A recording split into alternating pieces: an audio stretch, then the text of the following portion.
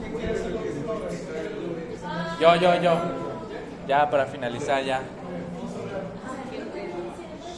Padre nuestro que estás en los cielos, santificado sea tu nombre. Señor, te damos muchísimas gracias por que esta es la última clase de patología que vamos a tener en el semestre.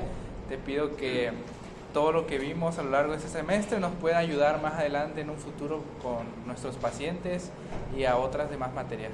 También te pido por el doctor Morquecho que lo sigas cuidando y que siga dando bien las clases como lo está haciendo con nosotros. Todo eso te lo pido y te lo agradezco en nombre de Jesús. Amén.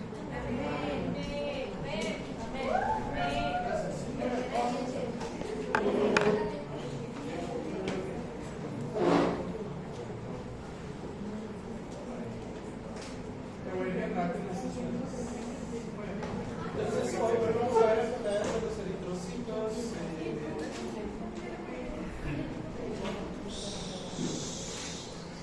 ¿Puedo empezar?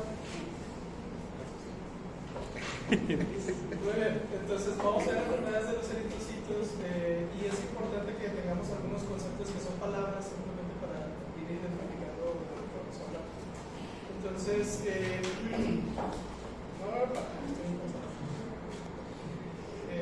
vamos a ir viendo el eritrocito normal, por su forma, vamos a decir que se llama discocito.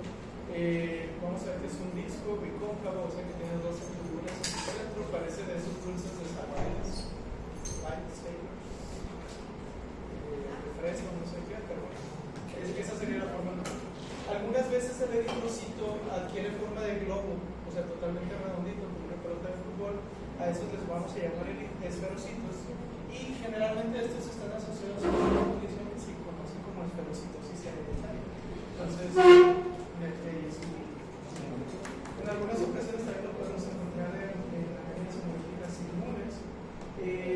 Cuando escuchen de eritrocito, pues es un eritrocito con una forma De elipse.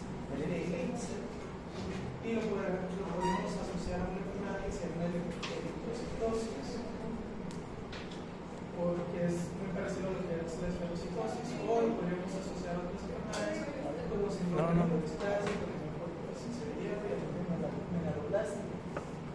Los esquistocitos. Aquí, todavía te puedes correr por aquí. No sé. Que también se conocen por otros nombres, los esquistocitos o células sofrero, casco, ustedes llaman los esquistocitos. Estos generalmente son productos de un eritrocito que sufrió un traumatismo. Entonces los podemos ver en anemias que tienen que ver con trombos que se producen en la vasculatura pequeña y que llega el eritrocito y choca aquí. Entonces a esas anemias les llamamos anemias microangiopáticas. Luego vamos a ver algunas de estas. Algunas de ellas son citocolismo hemolítico, púrpura trombocitopénica trombótica o coagulación intravascular disociada, preeclampsia o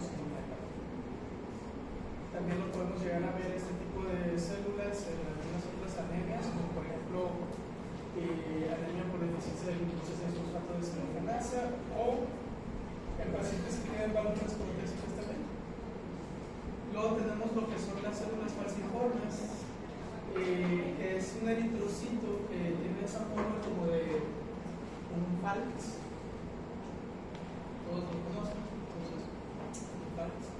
Entonces lo vamos a asociar a una anemia especial que se conoce como anemia de células falciformes. Si se preguntan qué es un falx, aunque todo el mundo parece que sí los conocen, son estas espadas que usaban en la antigüedad en algunas civilizaciones que estaban por arriba de la zona de Macedonia. Espartaco probablemente usó una de esas y que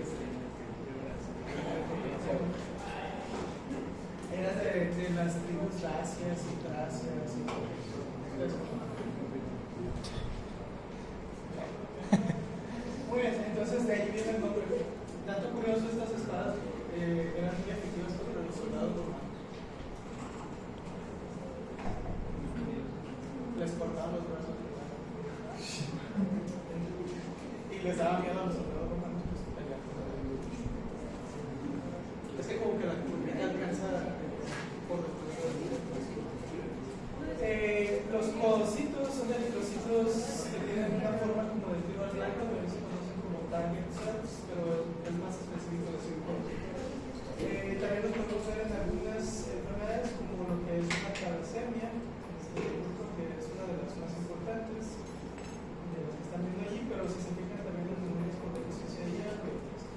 Los dactilocitos son eritrocitos con forma de lágrima. Esos principalmente los vamos a ver en lo que es mielofibrosis, síndrome mielodisplásico, pero también los podemos ver en otras enfermedades. Los acantocitos son células que tienen forma irregular, que parecen como un guachapón, pero ustedes no conocen qué es eso. Un cadillo. Y los podemos ver en varias enfermedades que causan una distorsión de lo que es la membrana del eritrocito. Los equinocitos también se conocen como células de espuela, pero llamen los equinocitos, como las espuelas de los papeles. Y estas las vemos también en enfermedades como uremia, síndrome hemolítico, pacientes que sufren quemaduras, etc. Y hay un fenómeno que se conoce como el fenómeno de Rouleau. Este es encontrar eritrocitos en forma de pila de monedas. Tenemos que saber que normalmente los eritrocitos tienen carga eléctrica, pero cuando hay eventos o procesos inflamatorios, esa carga eléctrica se pierde y entonces los eritrocitos se pegan unos con otros y hacen el fenómeno de Rouleau. Además de eso, a veces se pueden encontrar pacientes embarazadas, pacientes que tienen enfermedades de células plasmáticas, como puede ser mieloma, o puede ser un artefacto solamente de almacenamiento, de una toma muestra de sangre no muy adecuada. Además de diferentes formas en los eritrocitos, también podemos ver inclusiones dentro de los eritrocitos. Estas no son todas, pero algunas de las principales. Podemos ver eritrocitos nucleados, a esos eritrocitos les vamos a llamar eritroblastos. Nos habla generalmente de una eritropoiesis hiperplásica, que puede ser por condiciones de hipoxia, anemia hemolíticas o algunos otros procesos. Pero el chiste es que la médula ósea está sacando sus formas inmaduras antes de tiempo. Otro tipo de inclusión que podemos ver son los cuerpos de Haynes. Estos generalmente son precipitados de hemoglobina desnaturalizada. Se van a ver en la orilla generalmente del eritrocito, o sea, pegados a la membrana del citoplasma de los eritrocitos, y lo vamos a ver muy frecuentemente en lo que es la anemia por deficiencia de glucosa 6-fosfato deshidrogenasa. Y finalmente, tenemos otro que son los cuerpos de Hayward-Jolley. Estos son también núcleos, pero son núcleos pneumáticos. Entonces, no sé si se acuerdan, normalmente el eritrocito tiene un núcleo y cuando madura, ese núcleo lo retira el macrófago como parte de la ceremonia de graduación. Entonces aquí no fue quitado, muchas veces lo podemos ver en pacientes que se les quitó el vaso, ¿no? Pudiéramos llegar a encontrar cuerpos de Hayward-Jolley, o en pacientes recién nacidos o pacientes con anemia megaloblástica. Otro hallazgo que podríamos encontrar en los eritrocitos son eritrocitos que tienen un puntilleo vasopil, que son muchos puntitos azulitos que tienen en el citoplasma. Estos generalmente los vamos a asociar a varias enfermedades, pero entre ellas vamos a quedarnos con intoxicación o envenenamiento por metales pesados, como puede ser plomo, ya lo hemos visto anteriormente. Y los sideroblastos son muy parecidos. Son eritrocitos que contienen gránulos de hierro, son eritrocitos muy tardíos que salieron de la médula ósea. Y ya lo habíamos hablado anteriormente, es frecuente verlo en pacientes con síndrome mielodisplásico. No sé si se acuerdan de eso, lo mencionamos el martes, para los que fueron. Los que no fueron, muy mal. ¿Ya vieron el video del martes? ¿La entendieron?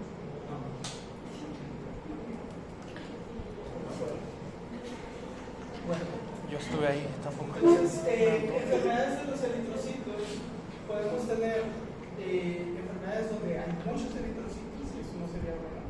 Ya vimos esas enfermedades en el mes anterior. O enfermedades donde hay pocos eritrocitos o no están funcionando adecuadamente. Entonces, a esas enfermedades donde hay disminución de los eritrocitos o disminuye la función de los eritrocitos porque no tienen suficiente hemoglobina o los les vamos a llamar anemias. Anemia no es una sola enfermedad, es un espectro de diferentes enfermedades que se manifiestan con síntomas muy parecidos. En términos generales, un paciente con anemia, su principal problema va a ser que no transporta adecuadamente el oxígeno a sus tejidos. Y entonces, si hay hipoxia en los tejidos, el paciente cómo se va a sentir. Cansado, débil, se fatiga fácil. Lo podemos llegar a diagnosticar dependiendo si hay una reducción de hematocrito, que es la cantidad de glóbulos rojos que hay, o midiendo lo que es la concentración de hemoglobina que hay en sangre. O sea, pueden disminuir o los eritrocitos o la hemoglobina. Y entonces a eso le estaríamos llamando anemias.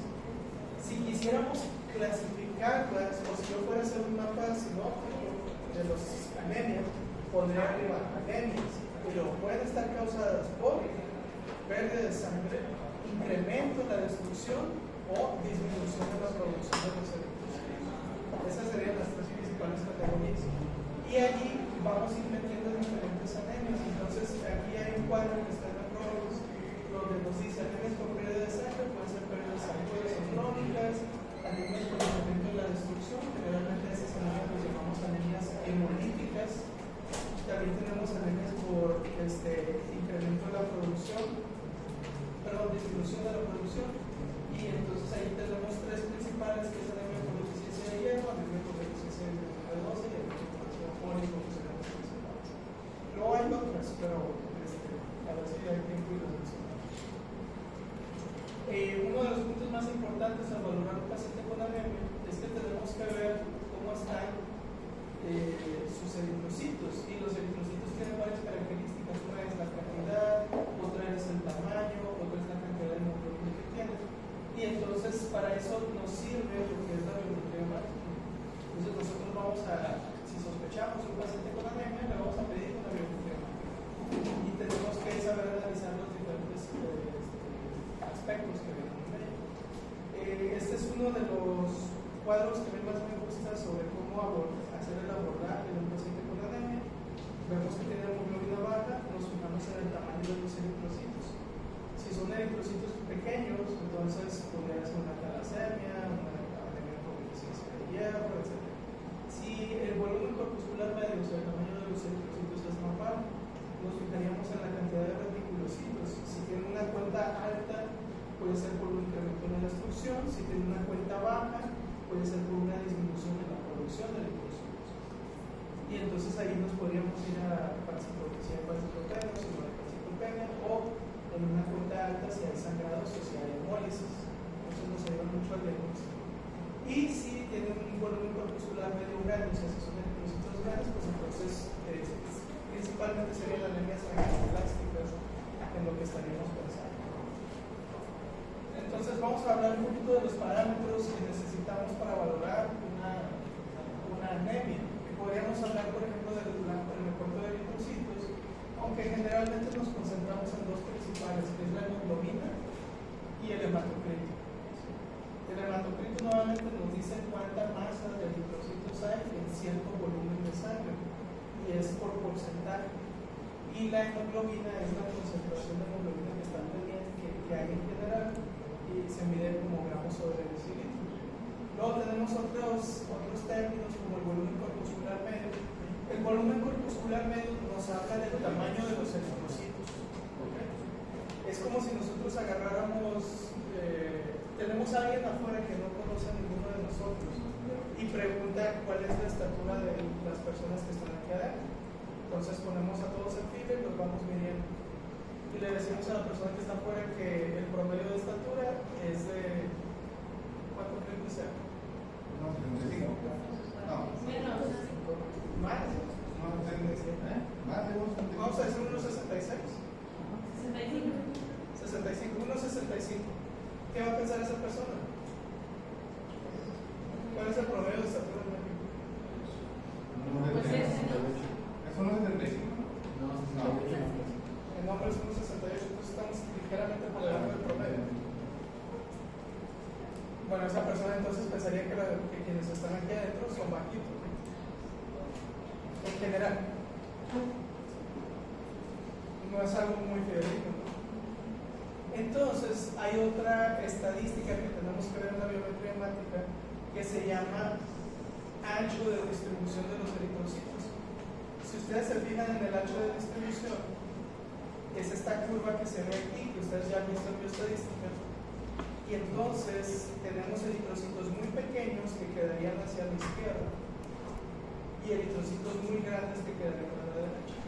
Si tenemos eritrocitos muy grandes y muy chiquitos, ¿qué va a pasar con la curva?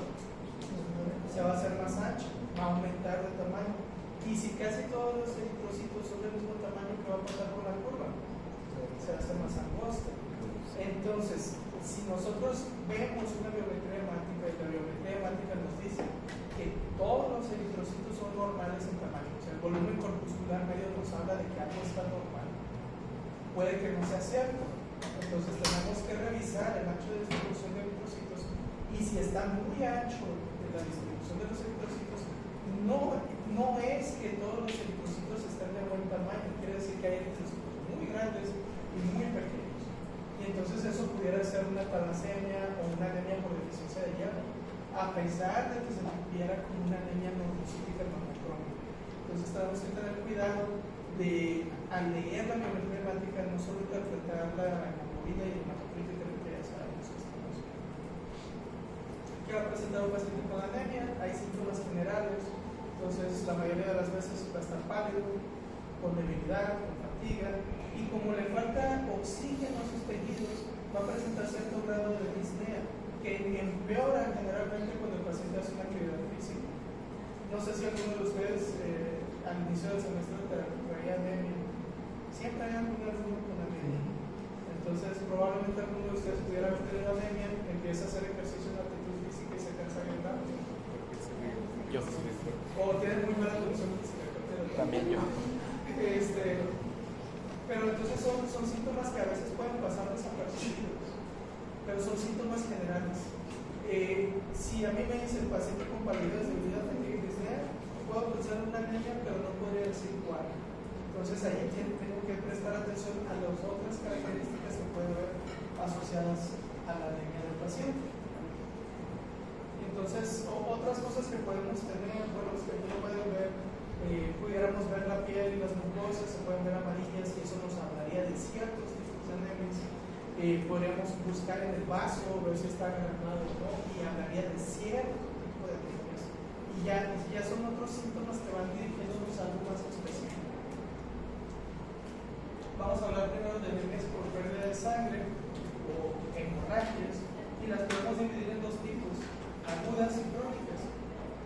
¿Qué sería una anemia por pérdida de sangre aguda? Una bajazo. O un accidente automovilístico donde se reventara el vaso y tuviéramos un sangrado, le quitamos el vaso al paciente y luego revisamos y no está con anemia. Va a necesitar tal vez una transfusión. Una paciente embarazada que tuvo un parto muy sangriento o que tuvo una cesárea y sangró demasiado, va a ser una anemia aguda. Pacientes con anemia crónica se traslapan, y vamos a ver que muchos pacientes con anemia por hemorragias crónicas también tienen anemia por deficiencia de hierro, entonces se combinan las dos.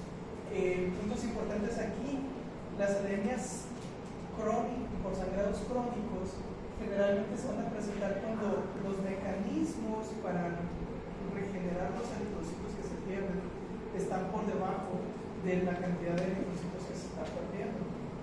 Puede ser causado por las causas más frecuentes son sangrados del tubo digestivo, que puede ser, por ejemplo, una úlcera perforada que está sangrando constantemente y el paciente no ayuda a consultar, o más grave todavía, un cáncer. De hecho, pacientes ya grandes, vamos a decir mayores de 40 o 50 años, un sangrado del tubo digestivo es cáncer, hasta que no se demuestre lo contrario. Entonces tenemos que estar obsesionados con eso. También anemias por sangrados crónicos pueden ser pacientes ginecológicas que puede que tengan un ciclo menstrual irregular y entonces muy frecuentemente estén presentando su sangrado menstrual, y entonces eso hace que tengan anemias, o pacientes que tengan sangrados muy intensos cuando tienen su ciclo menstrual, o que tengan sangrados muy prolongados, que son tres cosas diferentes. Entonces, cualquiera de esos, si hay otros tipos de sangrados, pudieran estar afectando. Ahora, si la paciente no es joven, si ya es menopáusica, este sangrado transvaginal va a ser cáncer igual hasta no demostrar lo contrario. Entonces, son cosas que hay que tener en cuenta. Algo que vamos a ver en las anemias por pérdida de sangre es que hay un incremento en el recuento de reticulocitos, que es otra prueba que necesitaríamos pedirle a la biometría hemática. Y entonces vamos a ver que el aumento de reticulocitos nos está hablando muy probablemente de una pérdida de sangre que haya sido bastante importante, y entonces la médula ósea empieza la producción más intensa de eritrocitos. Si tenemos un paciente que tuvo un sangrado importante, nosotros vamos revisando el recuento de reticulocitos, vamos a ver que el mayor incremento se empieza a presentar a los 5 días después de la hemorragia que tuvo. No sé si alguno de ustedes ha donado sangre. ¿Cómo se sienten el día que donaron? Débiles, mareados. ¿Y al siguiente? Pues más o menos no ¿Ya pueden salir Ajá. por fútbol? No, bueno, no creo, o no sé. Yo no lo hago. Normalmente no se sentirían bien al 100% hasta varios días después, 4 o 5 días, que es cuando la médula ósea empieza otra vez a poder producir la cantidad de eritrocitos necesarios, aunque pues sí se pierde una cantidad importante.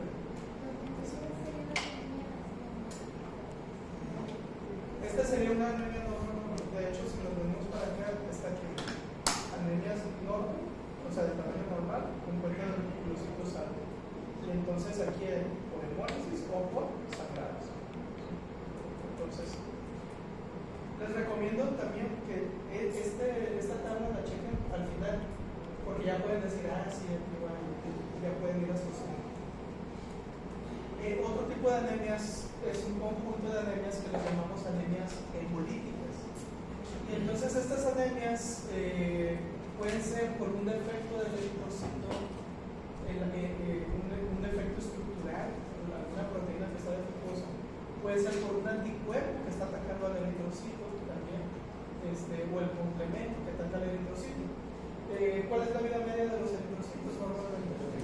120 días.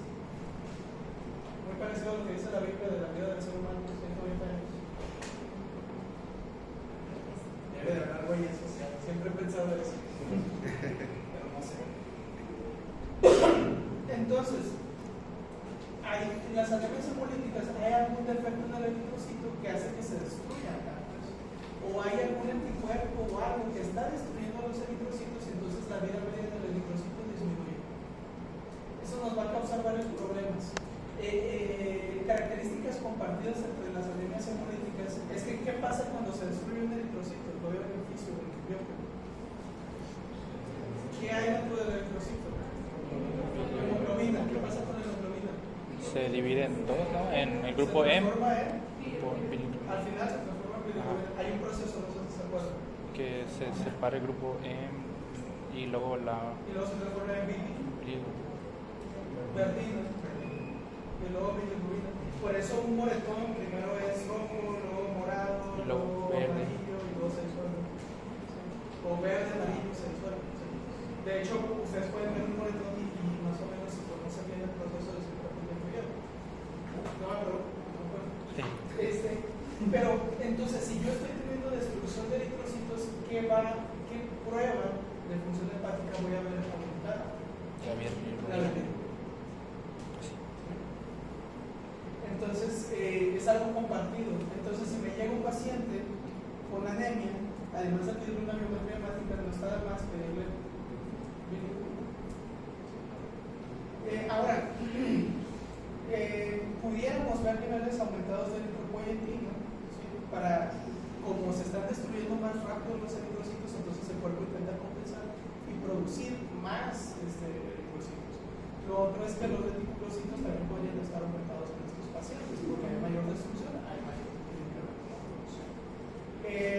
Hay dos tipos de mecanismo para la destrucción de los eritrocitos. Uno es intravascular y el otro es extravascular. Y les llamamos hemólisis a las destrucciones de los eritrocitos. Entonces tenemos hemólisis intravascular y hemólisis extravascular. La hemólisis extravascular está mediada por los macrófagos, por el sistema ¿cómo se llama? Reticuloendotelial. Y entonces el principal sitio de destrucción de eritrocitos defectuosos es el vaso. Puede estar involucrado el hígado, la médula ósea, pero el principal sitio es el vaso. Entonces, si yo tengo una anemia que está mediada por un defecto estructural de los eritrocitos, voy a presentar hemólisis de qué tipo? Extravascular.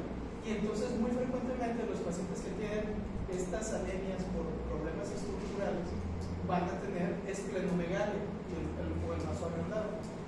Y curiosamente, pues si sé que se están destruyendo ahí los eritrocitos, pues uno de los tratamientos que puedo hacer es quitarle el vaso.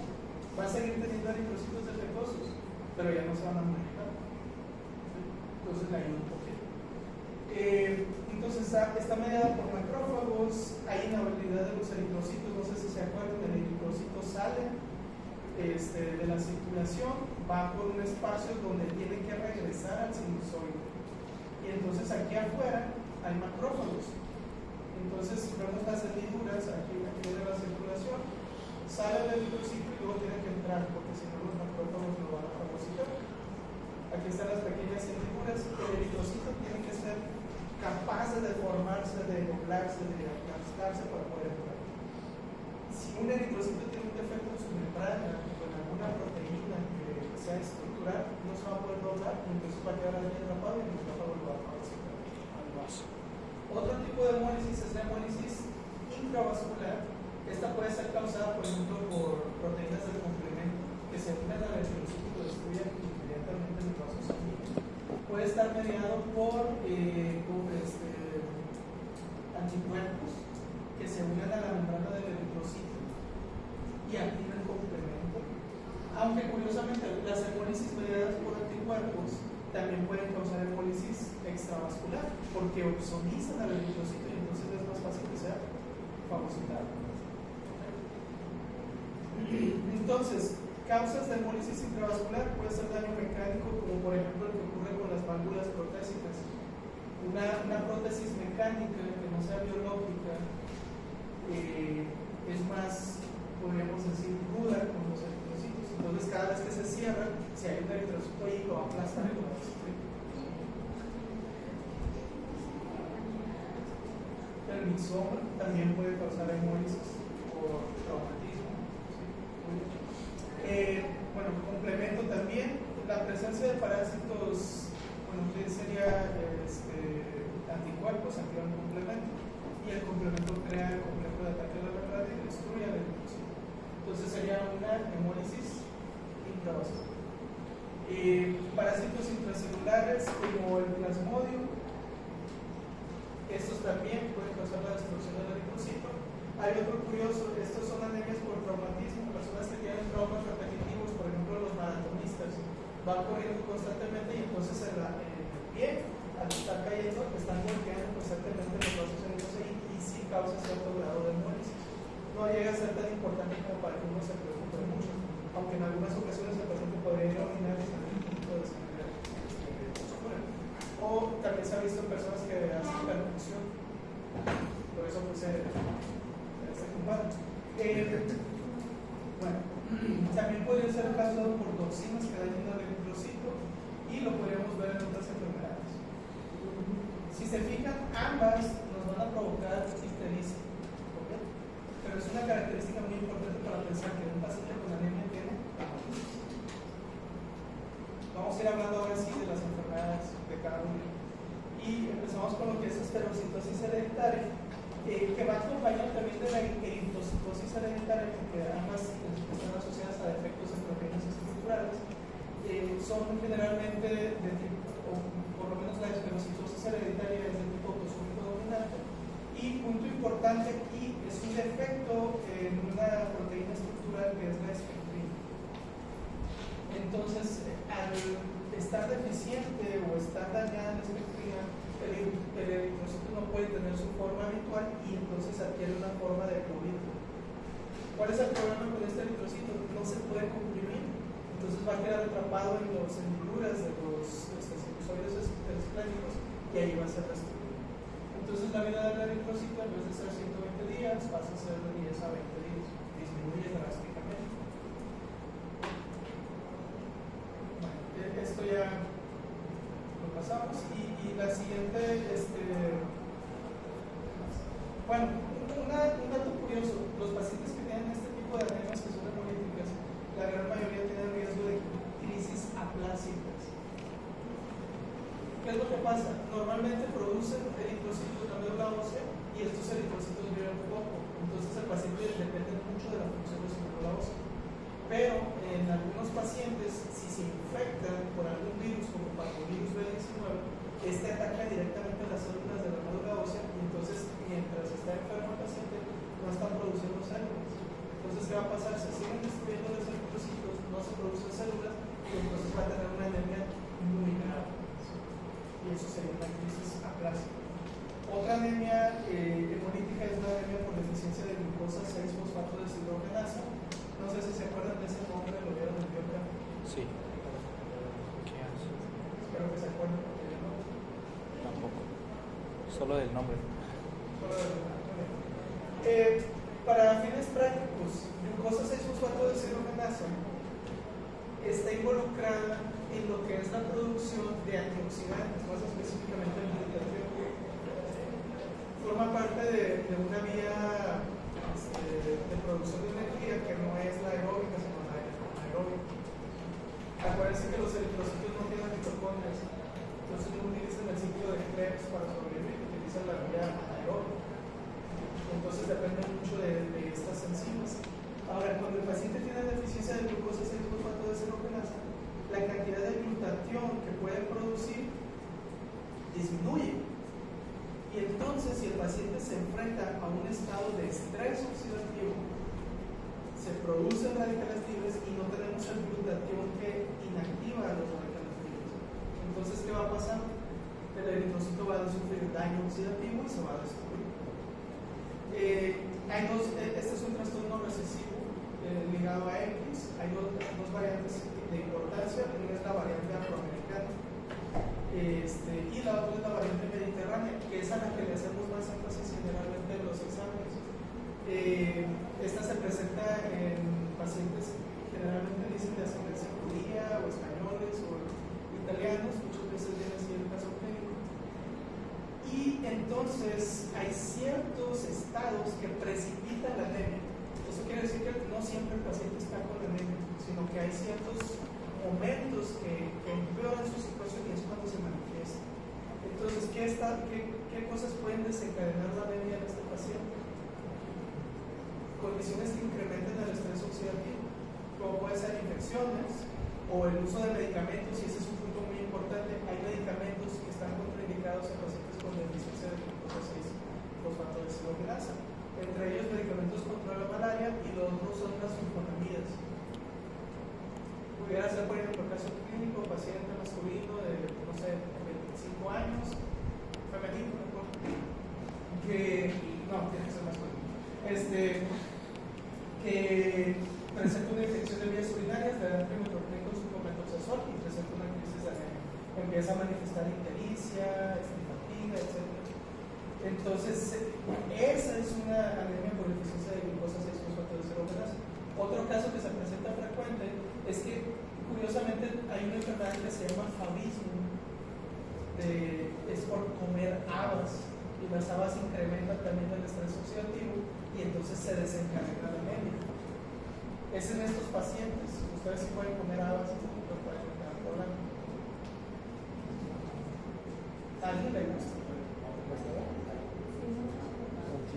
Las venden allí en la chapaneca con chile. Hay gente que les gusta el no. A mí sí. Igual que los garbanzos. Con chiles, sí. Más o menos como grandes. Con chile, sí.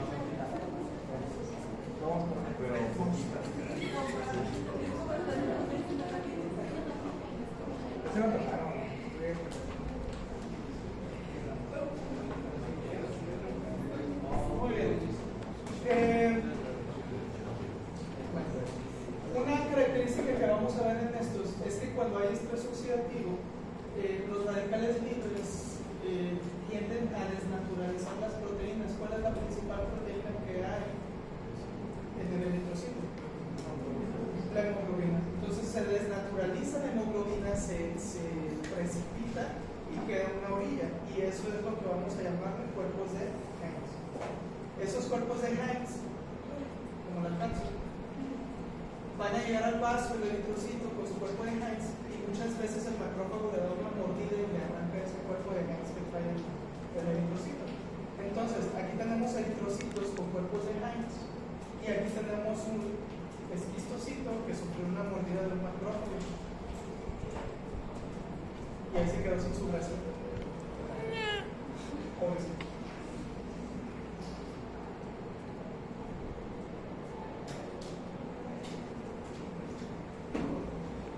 Muy bien.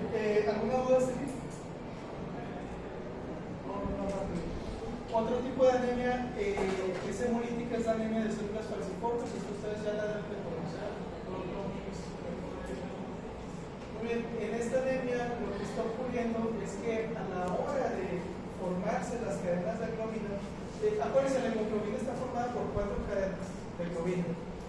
Y estas cadenas de globina pueden ser alfa o beta. Son 2 alfa y 2 beta. Entonces, ¿qué pasa en estos pacientes? Tienen un defecto que es una mutación puntual, ustedes ya saben qué es eso. Y entonces hay una sustitución y en vez de tener ácido glutámico tenemos valina. Entonces tenemos una mutación puntual que causa un defecto en la proteína y ahora la proteína, bueno, aquí tienen cadenas alfa, cadenas beta, y entonces las cadenas beta de globina ahora en este paciente tienen la capacidad de polimerizarse. Entonces se oxigena la hemoglobina y cuando se desoxigena se va ensamblando, o sea, se van pegando las cadenas unas con otras. Luego se vuelve a desoxigenar, se vuelve a oxigenar, desoxigenar y se pegan más. Entonces eso es un proceso repetitivo que cada vez que el eritrocito se oxigena y desoxigena, la hemoglobina se va precipitando más y más, ¿sí? Hasta que queda un polímero rígido y entonces es el que hace que el eritrocito adquiera esa forma de célula falciforme.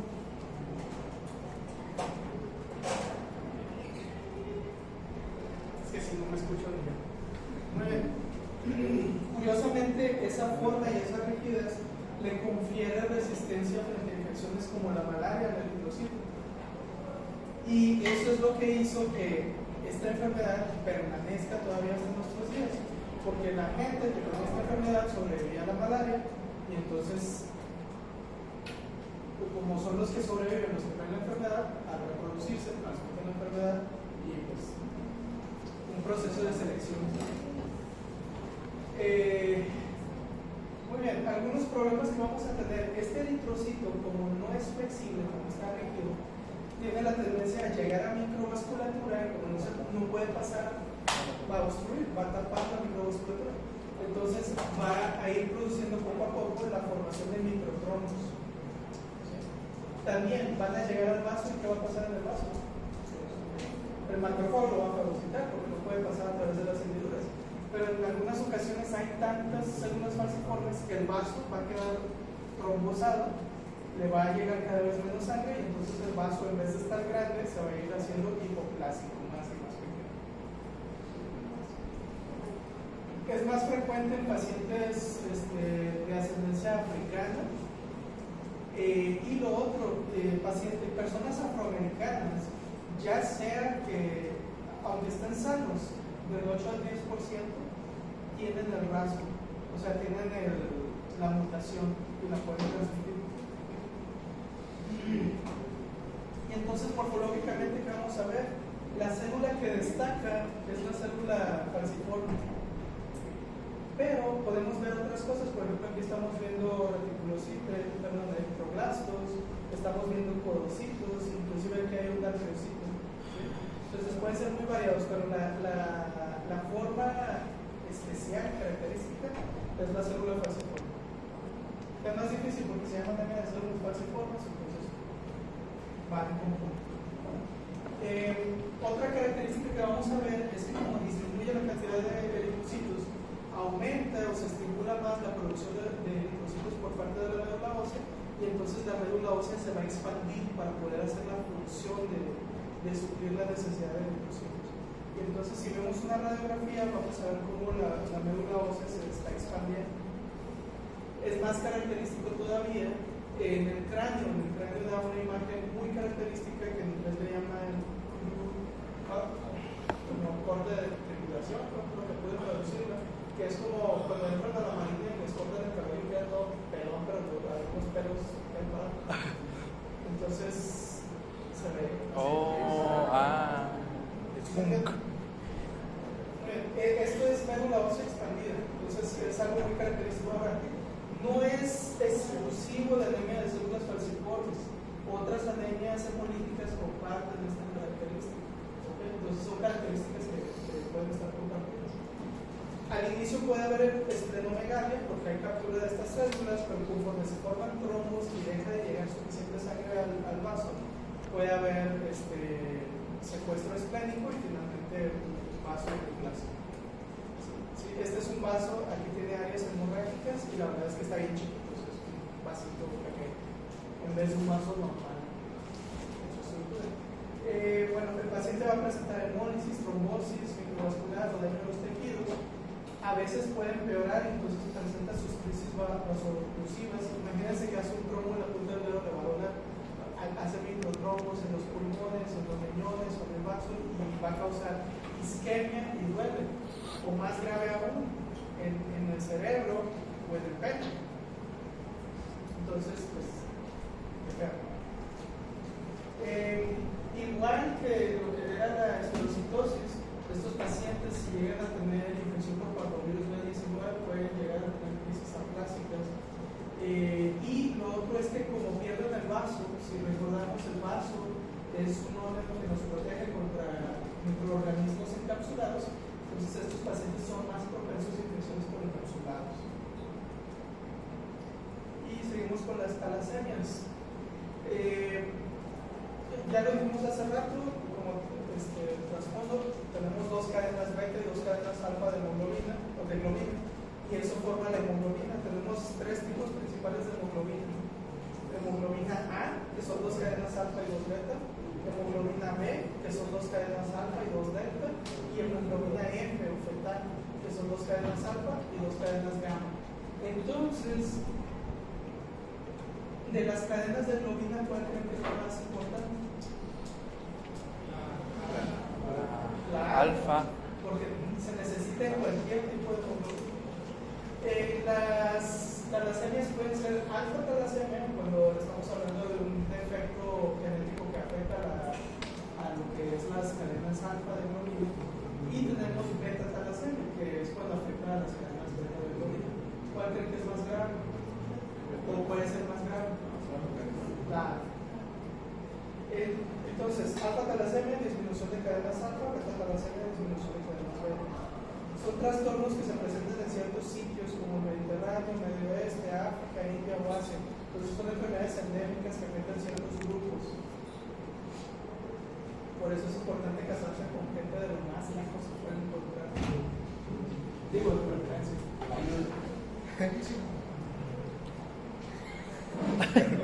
Y ni siquiera necesitan ir hasta allá.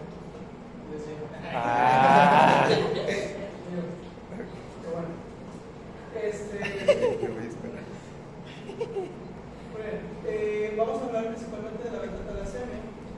En esta, pues hay deficiencia o disminución en la síntesis de cadenas de beta-globina o de globina beta, y entonces vamos a tener unos eritrocitos que no tienen una adecuada formación de hemoglobina, una adecuada cantidad de hemoglobina. Una de las cosas que va a pasar es que eso estimula a la médula ósea para que produzca más eritrocitos. Entonces, ¿qué va a pasar con la médula ósea? Se va a expandir también. Otra cosa que va a pasar es que como hay una producción de eritrocitos ineficaz, el cuerpo lo interpreta como una falta de hierro y entonces los niveles de epsilina disminuyen. ¿Qué pasa con el hierro? Se empieza a absorber más por parte del sistema digestivo y entonces el paciente tiene exceso de hierro en la sangre. Ese es un punto muy importante porque, adelantándome muchísimo, la anemia por deficiencia de hierro y la talasemia se parecen mucho.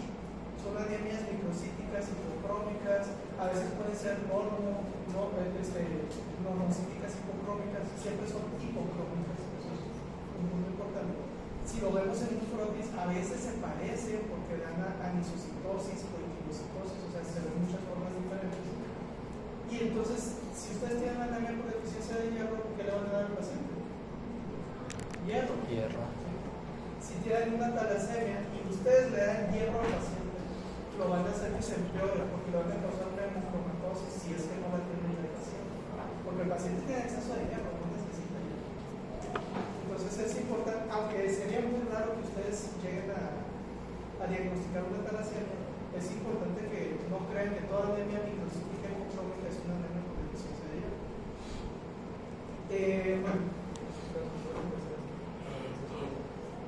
Con el exceso de hierro, fíjate que no sé, solo le das que el antes de hierro. Tendré que leer muy bien. Entonces, si se fijan, es un aspecto igual, la verdad no sé si es un antojo del paciente con talasemia, pero para que se imaginen vamos a encontrar hallazgos muy parecidos. La anemia generalmente se va a manifestar tiempo después de haber nacido el bebé. Y eso es en parte porque al inicio el bebé tiene más hemoglobina fetal que hemoglobina A. Clínicamente van a presentar retraso mental, hepatosplenomegalia o daño cardíaco. Y la morfología que vamos a ver en los eritrocitos, pues pueden tener anisocitosis, que son eritrocitos de diferente tamaño, o equilocitosis, que son eritrocitos con diferentes formas. Entonces pueden ver ahí lactocitos, colocitos, pueden ver todo tipo de eliptocitos, va a haber microcitosis, hipocromía, expansión de la médula ósea que dijimos, y hemosiderosis o hemocromatosis. Las alfa-talasemias también dependen mucho del grado de penetrancia de la enfermedad. Entonces podemos tener un paciente que sea solamente portador, o podemos tener pacientes que no tienen lo que sería ninguno de los genes para producir cadenas alfa. Entonces tiene diferentes grados de gravedad las alfa-talasemias. Punto importante, si le falta tanto del padre como de la madre los genes para las cadenas alfa, esa talasemia es incompatible con la vida y entonces el paciente fallece dentro del útero. O sea, da algo como una hidropesia fetal. Por eso no es bueno casarse entre primos. Menos si son judíos o del Mediterráneo o cosas así. Curiosamente, mucha gente de Monterrey son judíos. Por eso cocinan cabrón.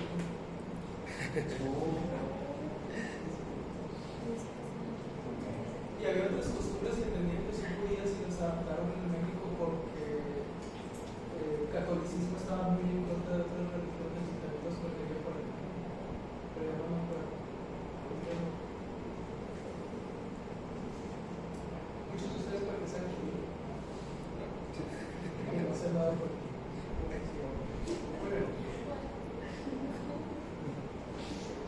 casi todos los que terminan con es y los Garza muy bien, otro tipo de anemia política es la hemoglobinuria paroxística nocturna. Esta es una hemoglobinuria que se produce en ciertos pacientes que tienen deficiencia de proteínas que generalmente son reguladoras del complemento. No sé si se acuerdan, alguna vez hablamos de algunas de estas proteínas que se encargaban de evitar que el complemento estuviera activo en todo momento. Entonces, entre ellas, las principales proteínas de esa factor de aceleración de la decadencia, que lo conocemos como CD55, el inhibidor de membrana de déficit reactiva, o CD59, o el inhibidor de secreción convertasa, y la proteína de inmuna C8. ¿Qué es lo que pasa? Como hay deficiencia de estas proteínas, el complemento se activa. Curiosamente, el complemento se activa mejor cuando está en un pH ácido. Y cuando uno se va a dormir durante la noche, el pH del cuerpo disminuye, o sea, se vuelve más ácido. Entonces, generalmente las crisis hemolíticas se dan durante la noche. El paciente se levanta en la mañana, va a orinar y orina oscurito. ¿Por qué? Por toda la hemólisis que tuvo. ¿Dónde va a estar la hemólisis? ¿Intravascular o extravascular? Intravascular. Entonces, los glóbulos rojos se destruyen más frecuentemente durante la noche. ¿Por qué? Porque disminuye el pH de la sangre. ¿Cómo lo diagnosticamos? Tenemos que evidenciar la deficiencia de alguno de estos factores. Eso se hace a través de citometría de flujo. Y entonces, por ejemplo, aquí tenemos un paciente normal, donde tenemos eritrocitos que son CD59 y CD55 positivos. Y acá tenemos un paciente con hemoglobina paroxística, y entonces tiene una cantidad de eritrocitos que son CD55 y CD59 negativos. Así es como se hace, ¿no?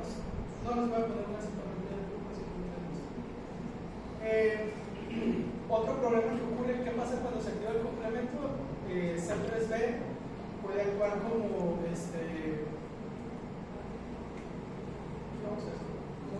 puede actuar como insulina, lo otro es que C3A y C5A pueden actuar como angiotensina, se incrementa la respuesta inflamatoria y entonces pueden aumentar el riesgo de producción de trombos. Entonces, una de las principales preocupaciones sería la trombosis o el riesgo de trombosis del paciente.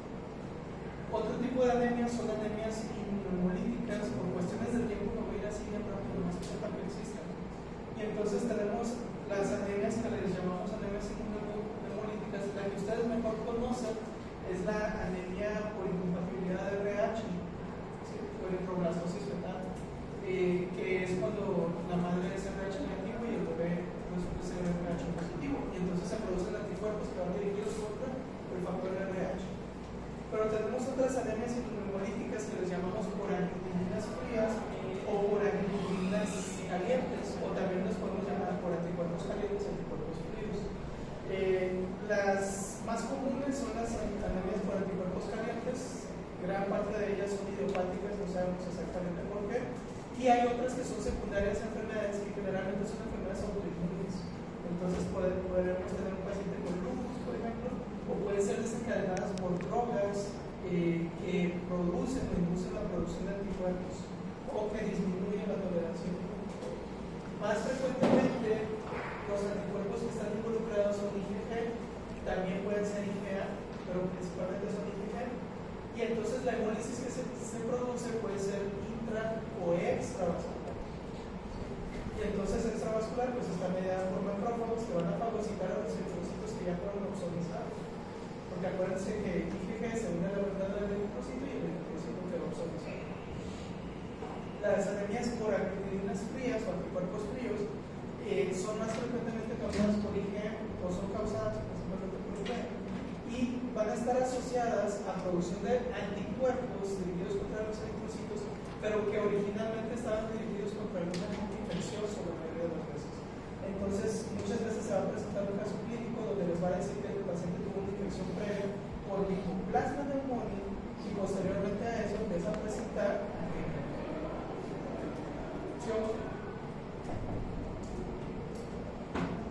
otros agentes infecciosos, virus de enfermedades, megalovirus, virus de influenza. Otro tipo de anemia que ya habíamos mencionado anteriormente son las anemias hemolíticas por traumatismo de eritrocitos, más frecuentemente asociadas a válvulas protésicas, principalmente válvulas mecánicas. Porque, por ejemplo, podemos agarrar una válvula de un cerdo y ponerla en una persona y es una válvula biológica. Entonces no daría tanto problema. Pero una válvula mecánica pues, es un poquito más agresiva, aunque me imagino que ya para estas alturas se habrán desarrollado tecnologías más avanzadas. Y la otra causa de anemias hemolíticas por traumatismo de los eritrocitos es si pensamos que los vasos sanguíneos son carreteras donde los eritrocitos van a toda velocidad. Imagínense que hay un grupo de un bloqueo en una carretera y el eritrocito llega y choca. Entonces ahí es donde se va a destruir. Y eso es lo que pasa en los trastornos microhepáticos, que ahorita vamos a ver un poquito más adelante, que es coagulación intravascular espinada, púrpura de trombocitopenia trombótica, síndrome hemolítico. La principal característica que vamos a ver aquí son los esquistocitos, que aquí hay varios, ahí los pueden ver, 1, 2, 3, por acá, 4, 5,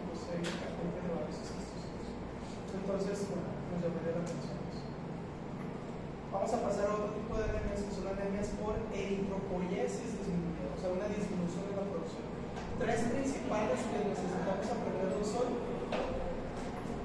y mañana ya sabemos otra cosa totalmente diferente.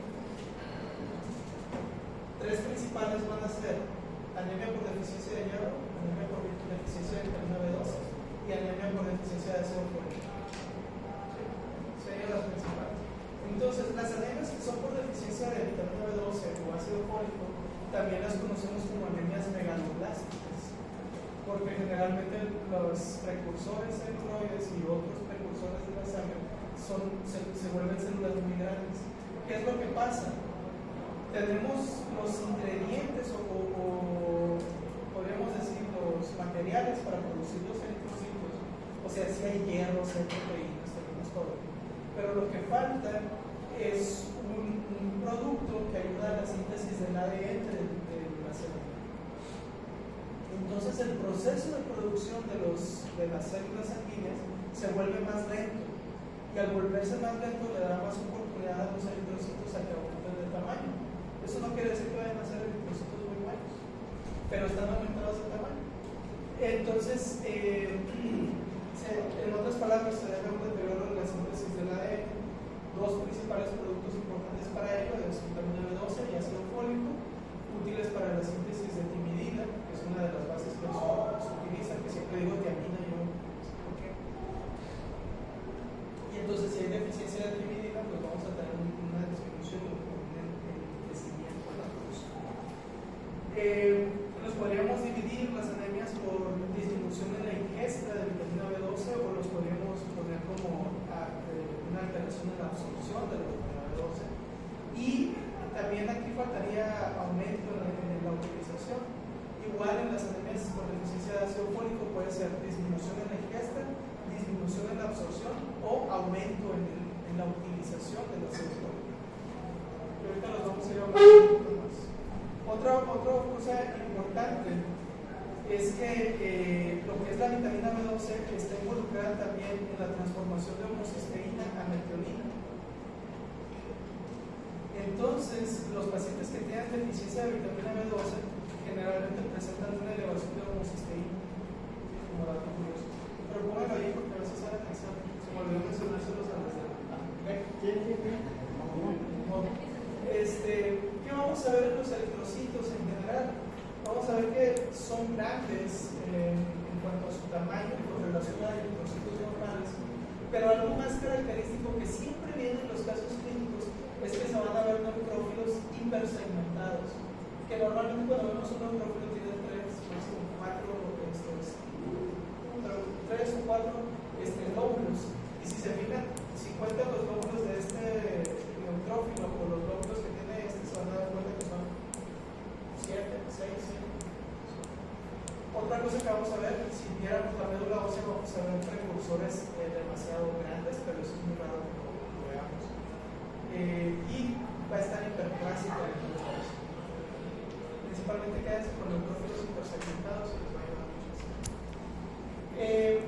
Hay una anemia especial por deficiencia de vitamina B12 que le llamamos anemia perniciosa. Entonces, algo más que debemos de recordar, la vitamina B12 proviene de fuentes animales de alimento. Esa es una de las cosas. ¿Se produce en nuestro cuerpo? Sí, pero después del hilo. ¿Y dónde se absorbe la vitamina B12? En el hilo. Entonces se produce después de donde se absorbe. Entonces no la podemos absorber la que se llega a producir.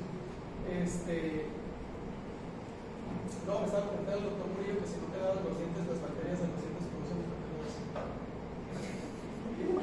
Pero muy poquito. Entonces no vale la entonces, factores importantes que necesitamos. Ustedes consumen vitamina B12, llega al estómago, allí va a ser transportada, pero en el mismo estómago se produce una proteína, una sustancia importante para la absorción, que es el factor intrínseco. El factor intrínseco se va a unir a la vitamina B12 y una vez que llegamos al hilo, ahí va a facilitar la absorción de la vitamina B12. ¿Dónde se produce el factor intrínseco? Por las células parentales del estómago. Entonces, hay ciertos pacientes que tienen enfermedades autoinmunes que después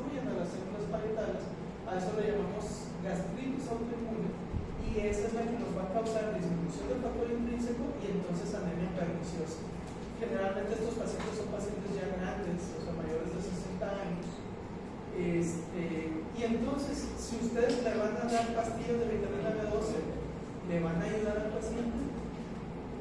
No, porque lo que le falta es factor intrínseco. Entonces, no importa qué tanta vitamina B12 le den, no se va a absorber. El tratamiento va a tener que ser inyectar.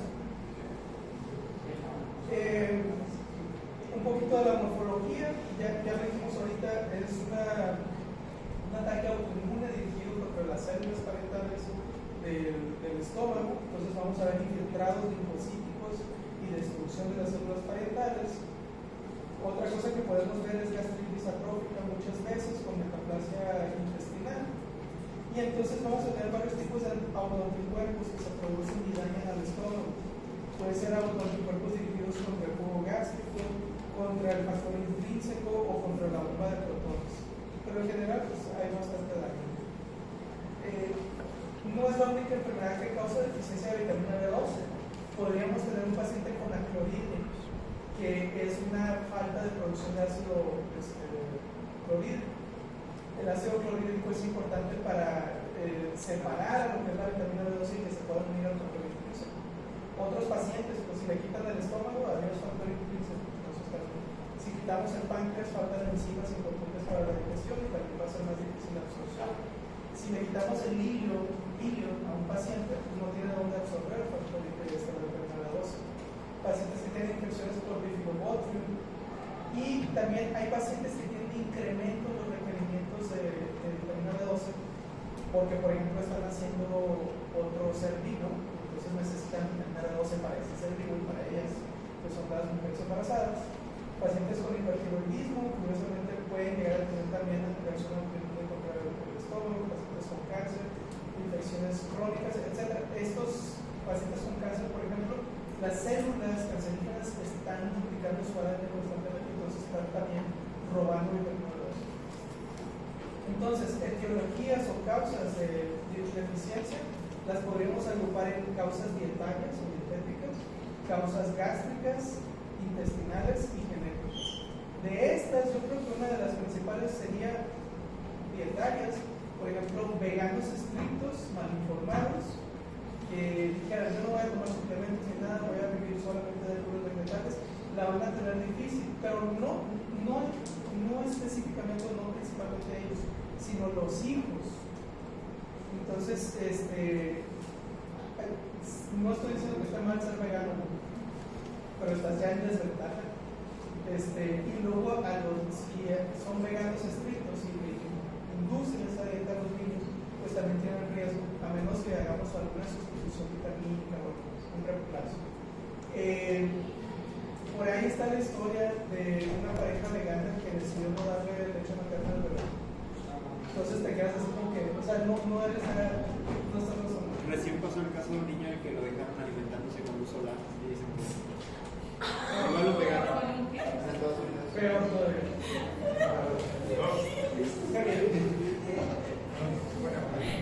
que les hacen la banda gástrica que es deficiencia. Pueden tener disminución, también depende de qué tanto les hayan afectado.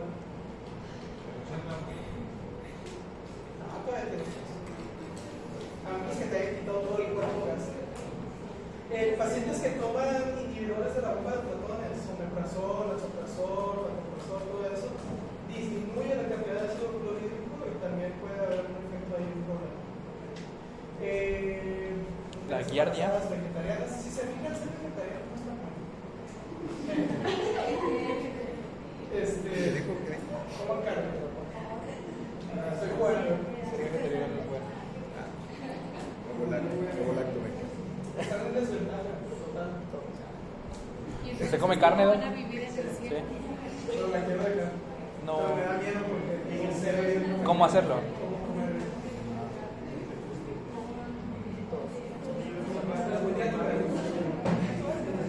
De se cocina. ha comprobado que mientras menos productos animales comas, más eso es lo más sano. Comer la menor cantidad de productos animales. Está bien que quiera vivir mucho, pero como que no. Pero ¿quién quiere vivir para siempre? Es verdad, es verdad. tienes razón. Pero, mira, la razón para volverse vegetariano. ¿Cómo quieres llegar a tus 80? Es verdad. Haciendo popó por Güey. la panza. O con todo tu cuerpo funcionando bien. Es que cuando tienen cáncer de colon les Ajá, hacen con los y tienen una bolsa aquí. y traen una bolsa Ajá. donde está saliendo la popó.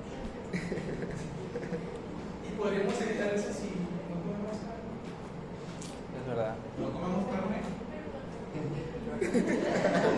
Pero está bien rica. Entonces, bueno, esas son algunas de las cosas. Cambios morfológicos. Se puede presentar glossitis atrófica. ¿Cuál lengua está mal? ¿Esta o esta? La A y la B. ¿Cuántos dicen que la A? ¿Cuántos dicen que la B? ¿Qué? ¿Cómo? ¿Cuál está enferma? La primera, ¿no? La A. ¿Por qué? Porque no tiene muy bien marcados sus Está edematosa, entonces se pierden las papilas, por eso se ve así brillante y rosada. Entonces, ese es un dato.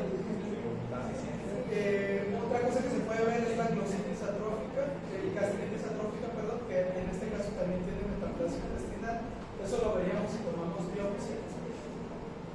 Y luego, la vitamina B12 también es importante en los procesos de mielinización, entonces va a haber desmielinización de los nervios periféricos y entonces el paciente puede presentar espasticidades, ataxias, parestesias y ese es un punto muy importante. Si les llega un caso clínico, o sea, si les llega un paciente, ya no va a decir casos clínicos, si les llega un caso clínico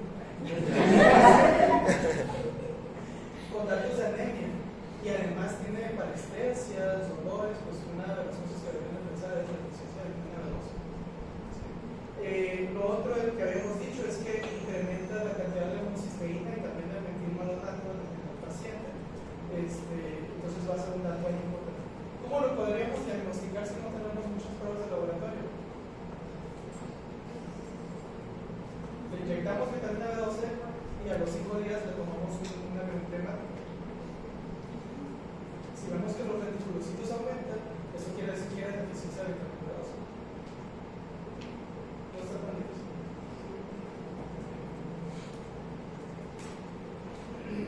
Luego tenemos anemia por deficiencia de ácido fólico.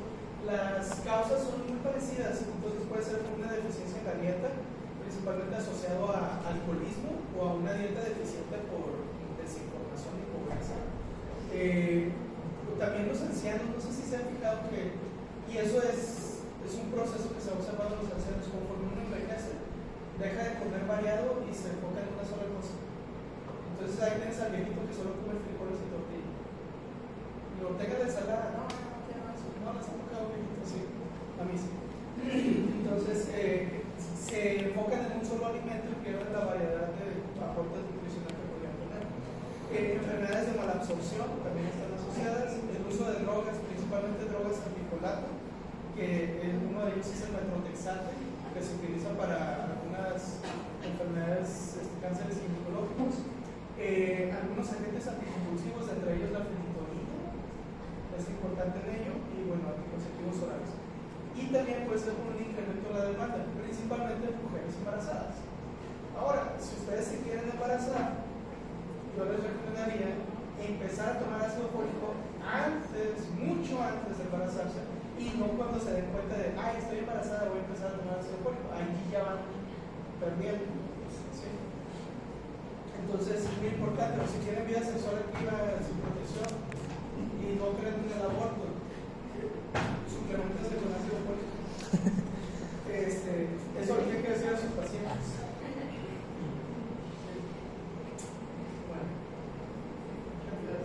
Entonces nos podemos agrupar en deficiencia de folato por disminución de la absorción, falta mucho. por alteración en la utilización o por aumento de la demanda.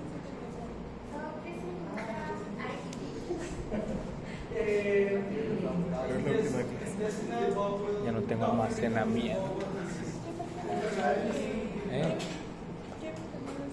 No, pero yo tengo mi canal. Son exámenes de... Lo ocupo para repasar. Igual lo del repaso de Robbins. ¿Las preguntas? con alteraciones de producción, que es anemia por deficiencia de hierro. Pues a veces no siempre. Algunos conceptos, Pero, o sea, lo ocupo para repasar, es una de para las entender. anemias más comunes a nivel mundial, está asociada a una mala alimentación. Puntos importantes, hombres y mujeres somos distintos en cuanto al almacenamiento de hierro. Las mujeres siempre tienen reservas más bajas de hierro que los hombres por varias causas. Para empezar, son más chiquitas, y lo otro es que tienen sangrados periódicos normalmente, y eso hace que tengan pérdidas de hierro constantes, a diferencia del hombre.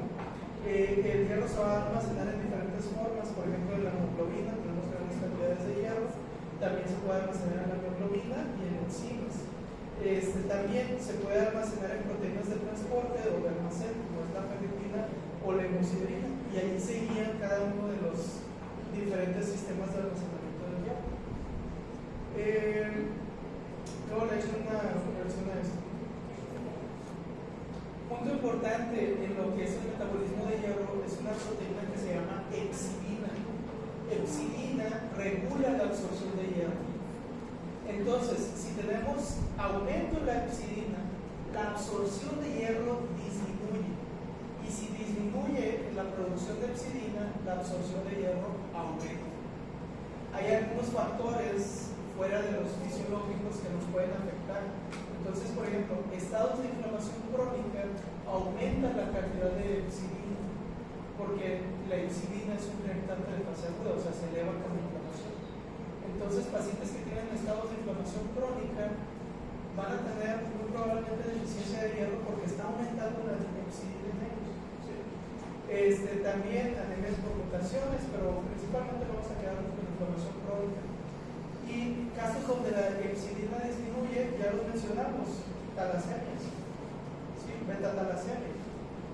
¿Obesos también? Obesos, probablemente, si tiene algún proceso inflamatorio, sí. Porque está más ligado a eso, a la inflamación. Bueno, entonces, muy importante.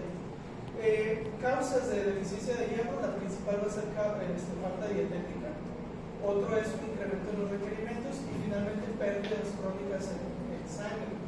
Por ejemplo, uno de los mejores ejemplos, ya dijimos, pacientes con cáncer de colon o cáncer de estómago o cualquier cáncer del tubo digestivo que tiene sangrados.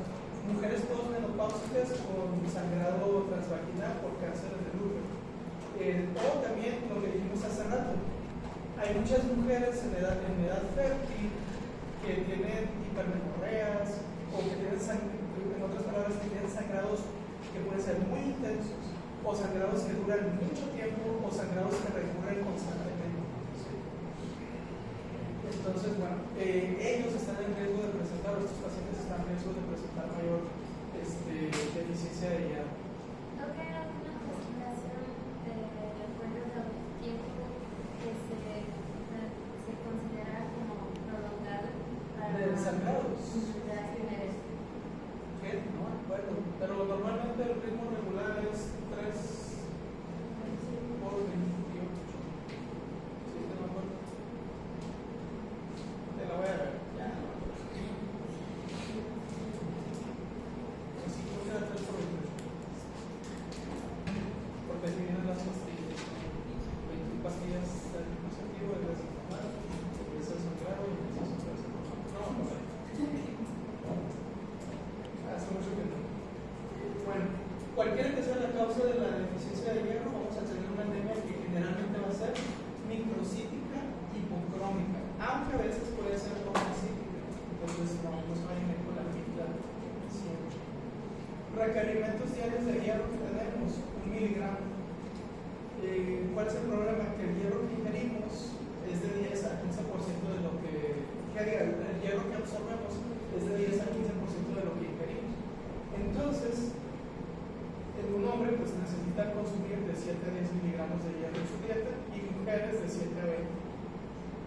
Sobre todo si son mujeres en edad fértil o que tienen algún sangrado constante. Otro punto, el hierro orgánico es más absorbible que el hierro inorgánico, y esto es anecdótico, pero antiguamente los pacientes que tenían deficiencia de hierro se les podría decir, por ejemplo, que hierva unos clavos, una herradura o un pedazo de fierro y se toma el jugo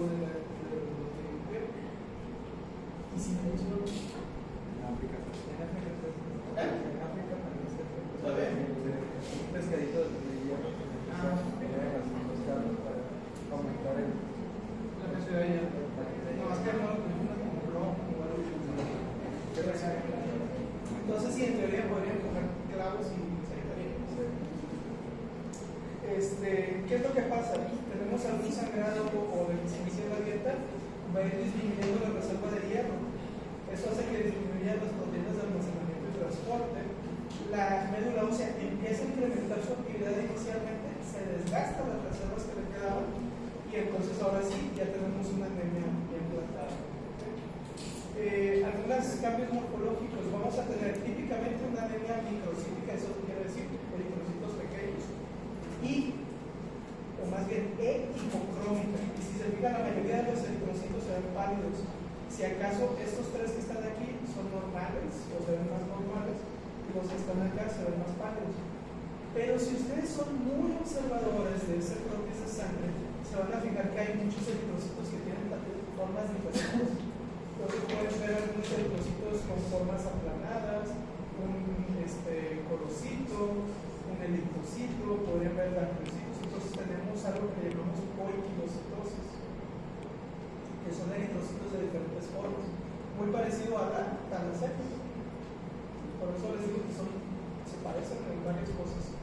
Clínicamente, bueno, esta es una biopsia de médula ósea normal, con sus reservas de hierro en la médula ósea, y esta es una biopsia de médula ósea de un paciente con deficiencia de hierro, no tiene reservas de hierro en su médula ósea.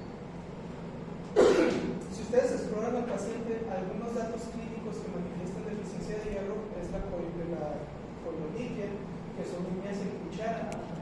Ahora, tengan cuidado porque los bebés normalmente nacen con coloniquia, sobre todo en los piecitos, y eso puede ser normal en el primer año de vida.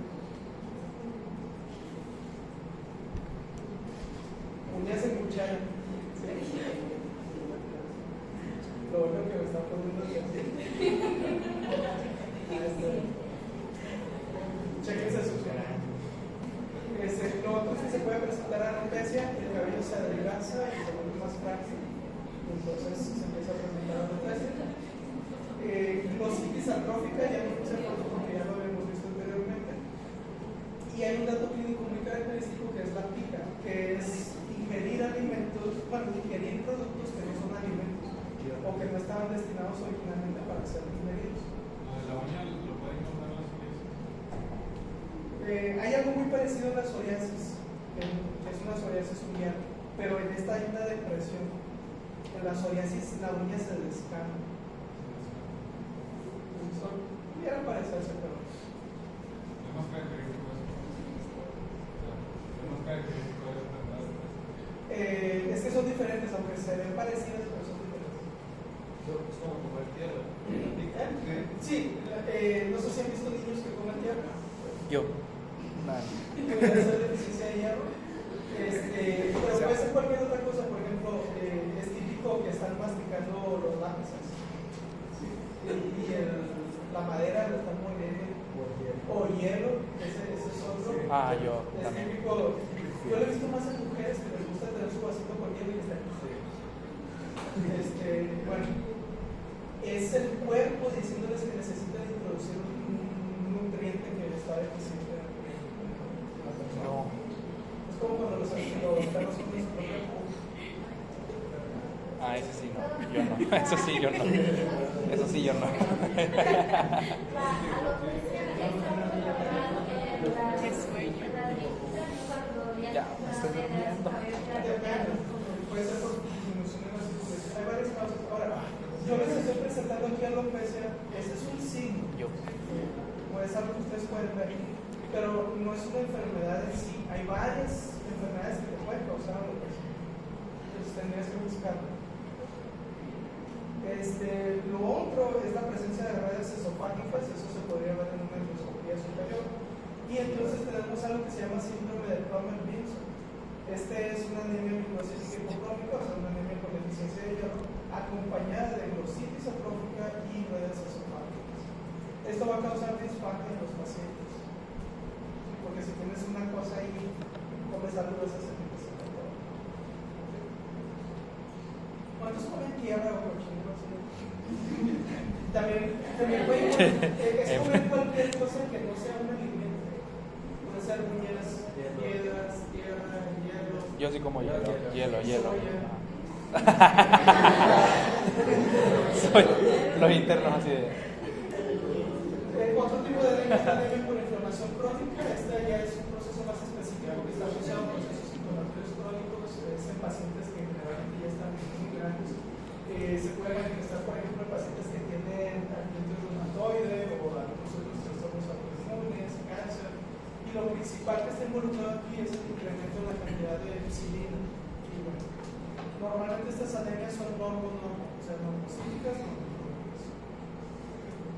Y luego, ¿cómo le hacemos para diferenciar una anemia por deficiencia de hierro, una talasemia y anemia por enfermedad crónica? Una cosa es lo que ya dijimos, la morfología, pero normalmente, por ejemplo, la anemia por deficiencia de hierro, la anemia por talasemia son muy parecidas. Entonces, se pueden pedir niveles de ciertos componentes, como es la ferritina, el hierro sérico, la captación o la afinidad, como lo que se llama esto, de unión al hierro, la saturación de hierro en sangre, y entonces eso nos puede ir orientando un poco. Lo más fácil, o el que más nos debemos de enfocar, es ferritina. Si la ferritina está disminuida es por deficiencia de hierro. Si está normal o aumentada son las otras. Entonces, las que yo les digo así como que son más difíciles de distinguir, talasemia y deficiencia de hierro. Entonces ya con eso les puede ayudar bastante. Bueno, lo otro es bastante obvio también. Tienen niveles de hierro en sangre y obviamente una talasemia van a estar elevados. Anemia por deficiencia de hierro. Anemias aplásicas son anemias donde se pierden los precursores hematopoyéticos y entonces la médula ósea no está produciendo nada. Los podemos tener por supresión extrínseca, que puede ser por el sistema inmune que está atacando a lo que son los progenitores, o puede ser algún problema de las células madre. Entonces tenemos anemias aplásicas adquiridas por agentes químicos principalmente, y las anemias aplásicas serían por agentes quimioterapéuticos. Si yo tengo un paciente que le doy quimioterapia, obviamente le voy a matar sus células de la médula ósea. Entonces van a presentar anemias aplásicas que generalmente van acompañadas de disminución de todas las series sanguíneas. Entonces tienen leucopenia, anemia y trombocitopenia. Es importante fijarse en la historia clínica. Esto me lo voy a saltar por cuestiones de tiempo. Cuando vemos una biopsia de eso es otro punto importante. Si ustedes tienen un paciente con pancitopenia o con sospecha de anemia aplásica, se le tiene que hacer biopsia de médula ósea, porque tenemos que descartar síndrome mielodisplásico o leucemias, que también nos pueden causar anemias con pancitopenia. Y en la médula ósea de una anemia plástica, pues lo que vamos a ver es una disminución de todos los precursores sanguíneos. En una falla renal no veríamos todavía formas sanguíneas, entonces no podemos dar este problema. Otro tipo de anemia es anemia de aplasia uretriproide, anemia meloptísica, todos vamos a ver, y anemia por falla renal crónica, que generalmente es por disminución de la producción de eritropoietina. Entonces puede presentarse en pacientes con diabetes de mala evolución o cualquier otro paciente que tenga falla renal. Ahorita están así, ¿no?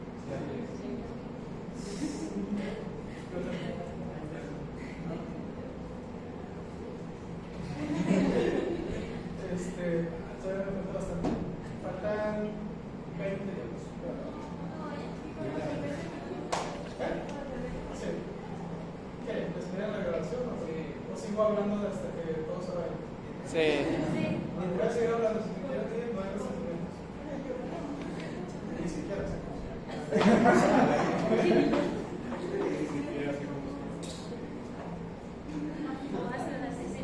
me encanta ese meme cuando doctor, soy fulanito y luego les pongo el meme de Thanos, ni siquiera sé. Muy bien, vamos a hablar de trastornos hemorrágicos.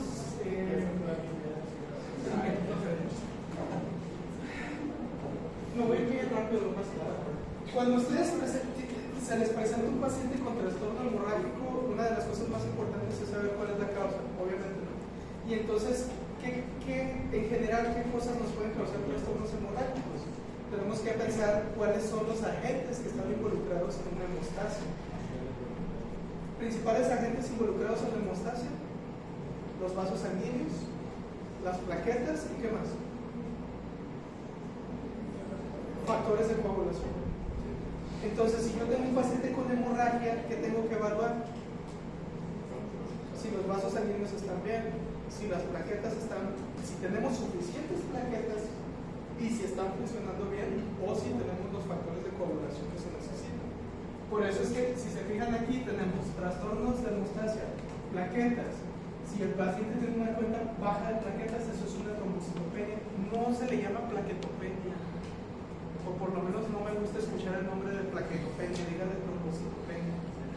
Igual, era otra cosa que les he querido comentar desde que presentan casos clínicos. Eso ya es problema mío, mental de mí. Pero a mí me enseñaron que no se decía hipopotasemia. Y cada vez que me dicen, el paciente, la señora tiene hipopotasemia, me imagino la señora gorda. Entonces. No, ya no monetizo, eso es funable. Díganle hipocalemia. Es más padre. Y se escucha más así sofisticado. No siente con hipocalemia. Muy bien. O podemos tener una cuenta normal de plaquetas y entonces cambian las causas. Nuevamente, estos cuadritos, chequenlos cuando ya hayan visto todo el tema o ya lo hayan leído, regresan al cuadrito y les dicen un poco más. Y causas vasculares, que sería la última. ¿Sí? Entonces, si se fijan, es muy parecido. ¿Qué pruebas pedimos cuando tenemos un paciente que tiene un sangrado o que queremos valorar su sangrado? Tiempo de coagulación, TTP y TP. ¿Qué evalúa TP? Tiempo de protrombina. La vía explícita. Principalmente, ¿qué factor? 7, 9. ¿Y el TTP? ¿Qué factores principalmente? 8, 9. ¿Qué otra cosa vamos a pedir? Conteo plaquetario. Conteo de plaquetas, muy bien. ¿Qué otra cosa? En fisio deberíamos de ver la presión. Tiempo de sangrado. El de sangría.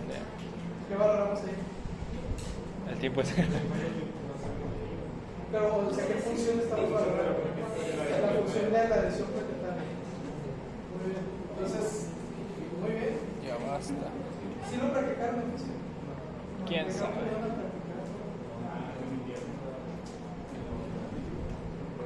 Muy bien, entonces trastornos asociados a daño vascular principalmente pueden ser infecciones o podrían ser reacciones medicamentosas, escorbuto, deficiencia de vitamina C, y entonces no se sintetiza bien el colágeno que es necesario para la integridad de los tejidos. O púrpura de Hanover-Schönlein, que es una vasculitis igual. IgA. Muy bien. Sí se lo saben. Pregunta de examen. El problema es que no la puse. No. Pero. Estudié poliarteritis nodosa. Poliarteritis nodosa. ¿Alguno?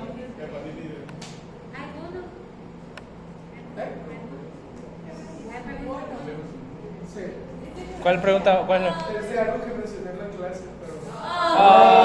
Me tengo que mirar todas las clases otra vez. Hay una enfermedad que se llama telangiectasia hemorrágica hereditaria o síndrome de Weber-Oster-Landrut. No me voy a meter con eso ahorita, vamos a irnos a las cosas más generales importantes. Una de las causas que podríamos tener en un paciente con sangrado es que disminuya la cantidad de plaquetas. Entonces tenemos que pensar cuánto es lo normal de plaquetas que tenemos que tener. Depende del laboratorio, a veces es de 150 a 250 o de 100 a 400, dependiendo del laboratorio que estamos hablando. Entonces, un conteo por debajo de 100.000 plaquetas, a eso ¿cómo le vamos a llamar? Trombocitopenia. ¿Okay? El paciente tiene riesgo de sangrado con una trombocitopenia de 100.000. Sería muy bajo, la verdad es que es difícil que vaya a sangrar. Para que sangre, si se golpea, necesita un conteo menor de 50.000 plaquetas. Eso es bien interesante porque aunque le llamamos trombocitopenia menos de 100.000, el paciente no está en riesgo hasta que no llegue a menos de 50. Y aún así, el riesgo que más me preocuparía a mí es que tenga un sangrado espontáneo. No les daría miedo que de repente tiene un paciente encamado y empieza a sangrar por los ojos, la boca, la nariz, el nariz. Eso se presenta en Entonces, ¿qué pasa en el dengue?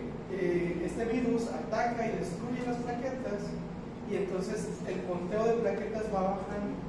Cuando les toca un paciente con dengue en el servicio social, si llegan a diagnosticar un paciente con dengue, es importante que les pidan una biometría hemática y se fijen en las plaquetas.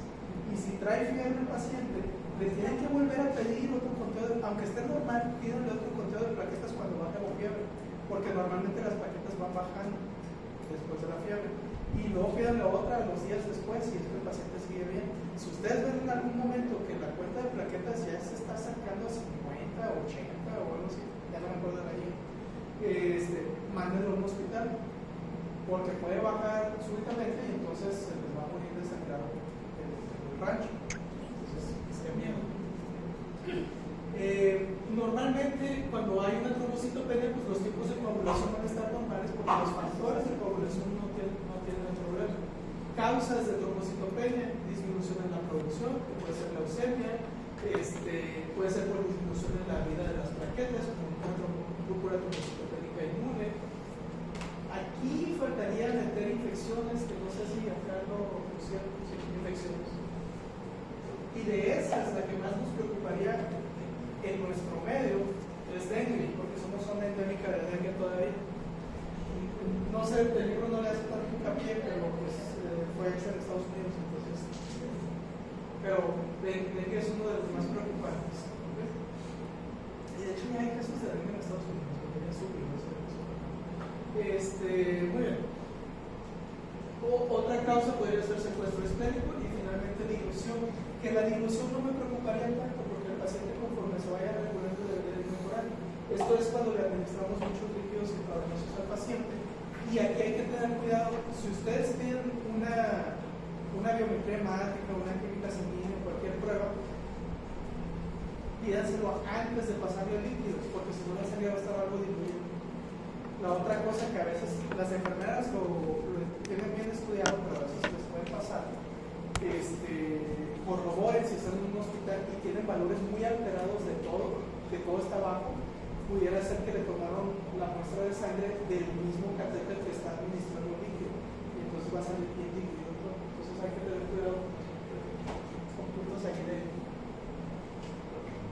Vamos a ir hablando de algunas enfermedades que destruyen directamente las plaquetas, que es la púrpura trombocitopénica inmune. Antes se le llamaba idiopática, pero ahora si dicen idiopática los van a crucificar. Entonces diga púrpura trombocitopénica inmune. Puede ser por varias causas. Está la primaria, idiopática, y está la secundaria, que es causada por anticuerpos de otras enfermedades, principalmente puede ser por aunque aquí están leucemias linfocíticas crónicas, VIH. ¿Qué es lo que pasa? Se producen autoanticuerpos, inclusive en la idiopática, por eso le llamamos autoinmune. Son autoanticuerpos que están dirigidos contra la lipoproteína 2B3A o contra la lipoproteína 1B. Entonces, se unen a estas lipoproteínas en la plaqueta queda oxonizada y es fagocitada. Y entonces, ¿qué va a pasar con las plaquetas? Van a ir disminuyendo poco a poco. Porque ya se conoce la causa, autoanticuerpos contra el lipoproteína. Ahora, esta enfermedad es más frecuente en mujeres, generalmente en mujeres jóvenes, por eso la asociamos mucho a enfermedades autoinmunes. Generalmente tiene un inicio lento, entonces la paciente empieza a manifestar inicialmente petequias, pero conforme va bajando la cantidad de plaquetas, entonces va a manifestar ahora sí equimosis, manchas más grandes. Si empeora bastante puede presentar hemorragia gingival, nasal, reflujo intestinal, hematuria, se puede confundir con un sangrado transvaginal. Y el tratamiento, si son anticuerpos que están atacando las plaquetas, pues le damos inmunomoduladores como glucocorticoides. En niños también se puede llegar a presentar, generalmente en los niños está asociado a una infección viral previa. Entonces se les podría presentar el caso clínico de un niño de 2 a 4 años, 6 años, que de manera abrupta empieza con un sangrado y como antecedente tiene el antecedente de una infección viral previa. Y pues lo demás son datos de hemorragia, le toman una biometría hemática y salen con trombocitopenia. Luego tenemos lo que son trombocitopenias inducidas por medicamentos. medicamentos. Hay varios medicamentos, pero entre ellos el que más destaca es la heparina. Y entonces tenemos dos tipos de trombocitopenia inducida por heparina, tipo 1 y tipo 2. La tipo 1 es aguda, se presenta justo posterior a la administración de heparina. Y la segunda, o la tipo 2, se presenta hasta una semana después de la administración de heparina. Ahorita los que se quedan les voy a dar puntos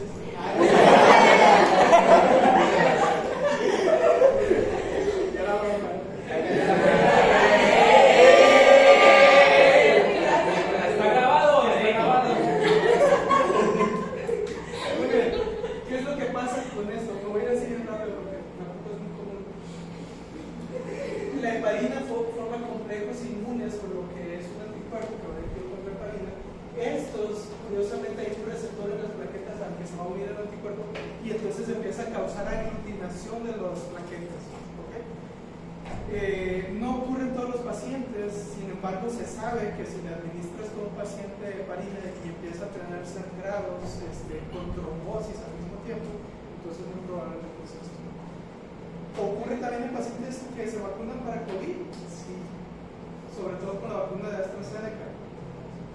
Y de ahí se agarran muchos antivacunas para decir que vacunes y no se vacunen. Pero bueno, el riesgo de trombosis con la vacuna es mucho menor al riesgo de trombosis si te infectas en COVID. Entonces, aún así sigue siendo mejor opción la vacuna. Y de hecho, si les da trombosis, pueden demandar a AstraZeneca si están en Estados Unidos, en Canadá, en otros lados no. Así que en México no aplica. Estas enfermedades nos causan dos cosas importantes. Nos causan formación de trombos y al mismo tiempo sangrado porque la cantidad de plaquetas va disminuyendo. ¿Sí se entiende? Empiezo a hacer trombos y entonces las plaquetas libres van a ir bajando porque están formando trombos y entonces ahora tengo sangrado o trombos. Es un problema más grave. Gracias. También puede haber trombocitopenia inducida por VIH porque los megacariocitos tienen receptores CD4 y CXCR4, que son receptores para VIH. Y de hecho, la médula ósea son de las células que más sufren infecciones por VIH. Y así muy rápido, microangiopatías trombóticas, dos importantes que vamos a ver ahorita, es lo que es la púrpura trombocitopénica trombótica y el otro es el síndrome urémico hemolítico. De la púrpura trombocitopénica trombótica, puntos importantes es la clínica del paciente. Clásicamente presenta fiebre, trombocitopenia, anemia hemolítica microangiopática, que ahorita vamos a explicar un poco, y déficit neurológico transitorio acompañado de fallamiento. Entonces, ustedes pueden estar leyendo una historia clínica de una paciente, mujer, que de repente empieza a preguntar de anemia, que está teniendo fiebre, que está teniendo formación de trombos y deterioro neurológico, es lo que nos faltaría importante, obviamente la medicina. Está asociado, y esto es pregunta de board, pregunta de parto, y no vienen para hacer el examen nacional, pero en los boards de Estados Unidos he visto que sí se pregunta frecuentemente cuál es la proteína que está involucrada. Entonces se les presenta el caso clínico de una paciente con púrpura trombocitopénica trombótica y la pregunta no es qué tiene, sino cuál de las siguientes es la proteína que más probablemente está deficiente en la paciente. Y es una proteína que se encarga de cortar los enlaces del factor de von Willebrand para deshacer los trombos. Y como está deficiente, ¿qué pasa? Que estos pacientes tienen más trombos. Y va disminuyendo poco a poco la cantidad de plaquetas en sangre libre. Y lo otro es que esos trombos se acumulan en diferentes órganos, como puede ser el riñón, y por eso inducen fallamiento. Otra cosa es que dentro del vaso están estos trombos, viene un eritrocito, choca y se destruye. Entonces por eso tienen anemia también. A eso es algo que le llamamos anemia microangiopática. También tenemos lo que es el síndrome urémico hemolítico. En los síntomas son muy parecidos, excepto por los datos neurológicos. El paciente no presenta deterioro neurológico. ¿Sí? Sería lo único que cambiaríamos.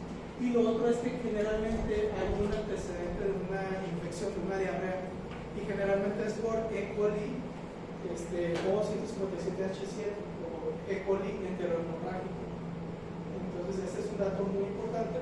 que tenemos que tener en mente. En este caso, en lo que es el síndrome urémico hemolítico, se produce una toxina que es la toxina tipo Trigger, y esa es la que induce la formación de los trombos. No es tan grave como la púrpura trombocitopénica trombótica que te puede matar al paciente. El síndrome urémico hemolítico, el tratamiento es más leve. Lo único que haces es darle suficientes líquidos para que la función renal se mantenga y poco a poco el paciente va a ir mejorando. Entonces, son muy parecidos, pero los tratamientos son diferentes. Creo que aquí lo tengo. Bueno, lo que pasa en ambos, el daño renal que ocurre es por los pequeños trombos que se forman, disminuye el flujo sanguíneo, esa es una de las cosas, y luego los trombos pues causan daño traumático a los eritrocitos. Okay. ¿Vamos bien, Steve?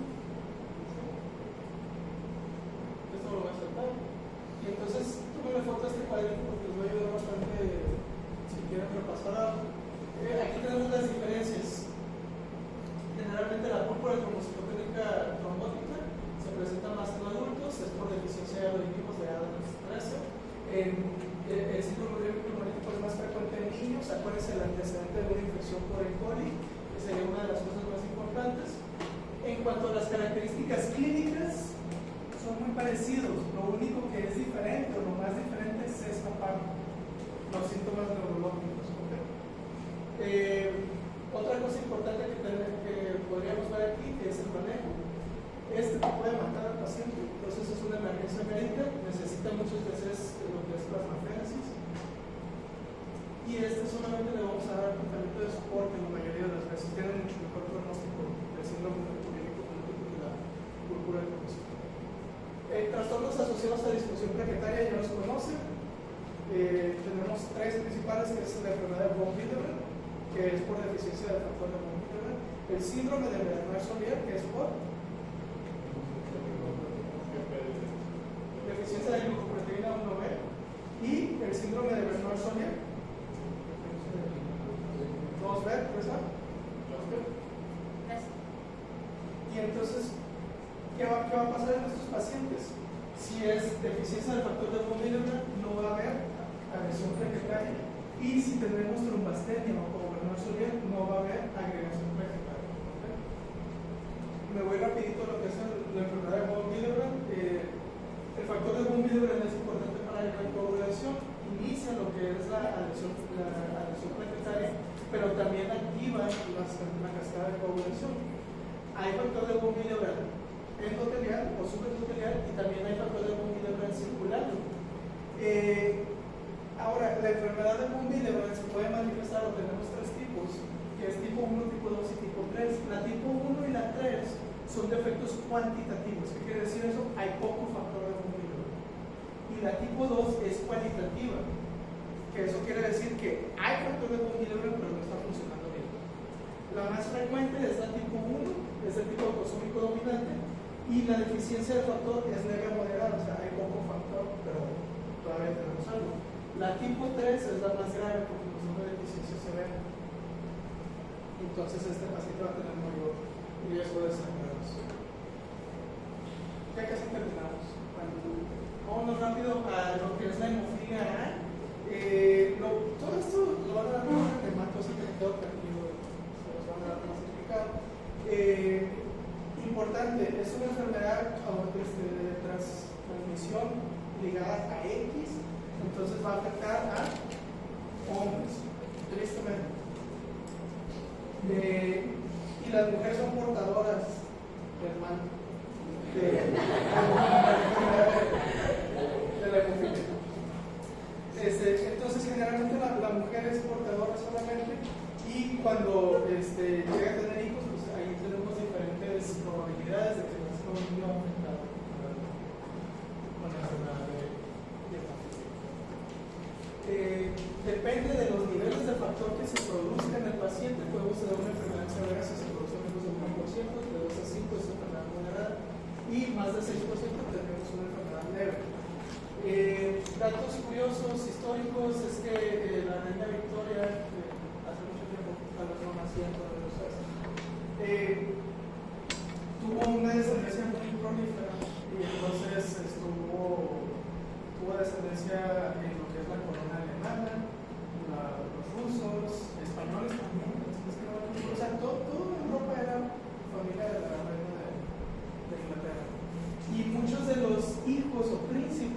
que estaban relacionados a la reina de Inglaterra que presentaban hemofilia. Uno de los casos más famosos es el de, dije que se llamaba Iván, es Alexei Nikolaevich, el hermano de Anastasia.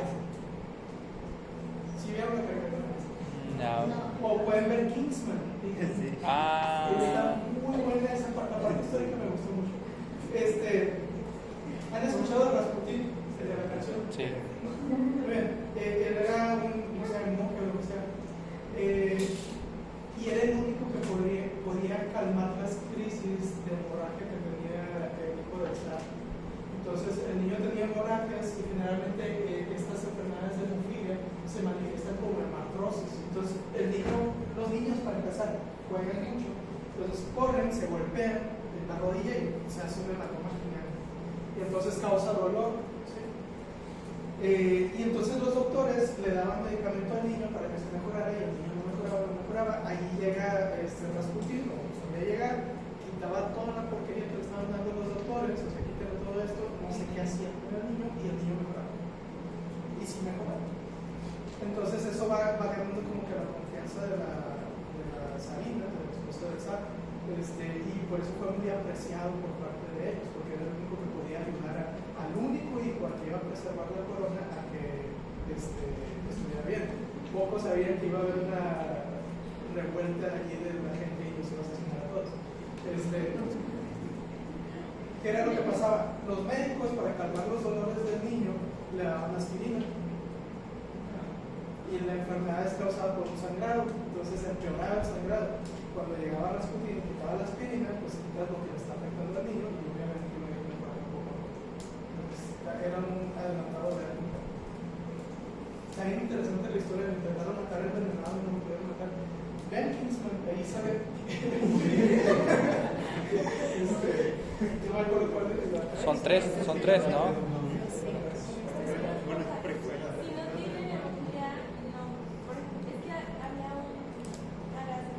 Ya no hagan preguntas, ya vámonos.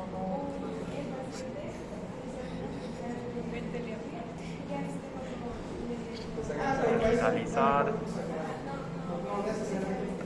Pero estos son niños que constantemente, o cualquier golpecito se hace un hematoma exagerado, ¿sí? Porque no coagula adecuadamente el paciente. Curiosamente, toda la familia fue asesinada, fusilados. Hasta el más chiquito de la familia. ¿Por quién? No. Tanto fue el odio del pueblo hacia la gente. Y no era un rey. Bueno, igual como a Pariento, ella sí se la estaba. Tratamiento es dar el factor de coagulación deficiente, que es el factor 8, recombinante. Obviamente estas enfermedades son para gente rica. ¿Cuánto cuesta ese frasquito?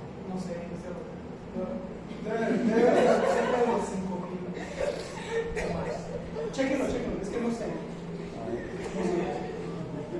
Con el factor recombinante 8, precio. Factor recombinante 8, Es de precio. cerdo. 6,000 pesos alrededor. Es una dosis solamente eso. O sea, no tienen que estar aplicando constantemente, la verdad no sé. Esta otra enfermedad que se me hace bien padre, que se llama enfermedad de Christmas, es una hemofilia también, pero esta hemofilia es causada por deficiencia del factor 9. La enfermedad se llama enfermedad de Christmas porque la primera persona que padeció la enfermedad se apellidaba, o que le diagnosticaron la enfermedad, se apellidaba Christmas. Es como si van a felicidades, señor Porquecho, tiene la enfermedad de Porquecho. En cuanto a la clínica es muy parecida, entonces aquí se las puse. También es un trastorno ligado a X, entonces lo afecta a hombres igual. Me imagino que es porque los factores de la coagulación, la mayoría se codifican en el cromosoma X, entonces tenemos que sufrir. Características curiosas es que da sangrados también como hematurias, entonces el paciente tiene sangrados que parecen Coca-Cola, puede también tener cadenas, que son sangrados gastrointestinales abundantes. igual el tratamiento es con factor 9 recombinante. Y pues fue nombrado por el paciente identificado como el señor Christmas y no por la Navidad. Me encantó esta imagen desde que la vez. ¿Qué dice? El doctor dijo que todo mi sangrado es interno, así, ahí es donde debe de estar la sangre. Ah.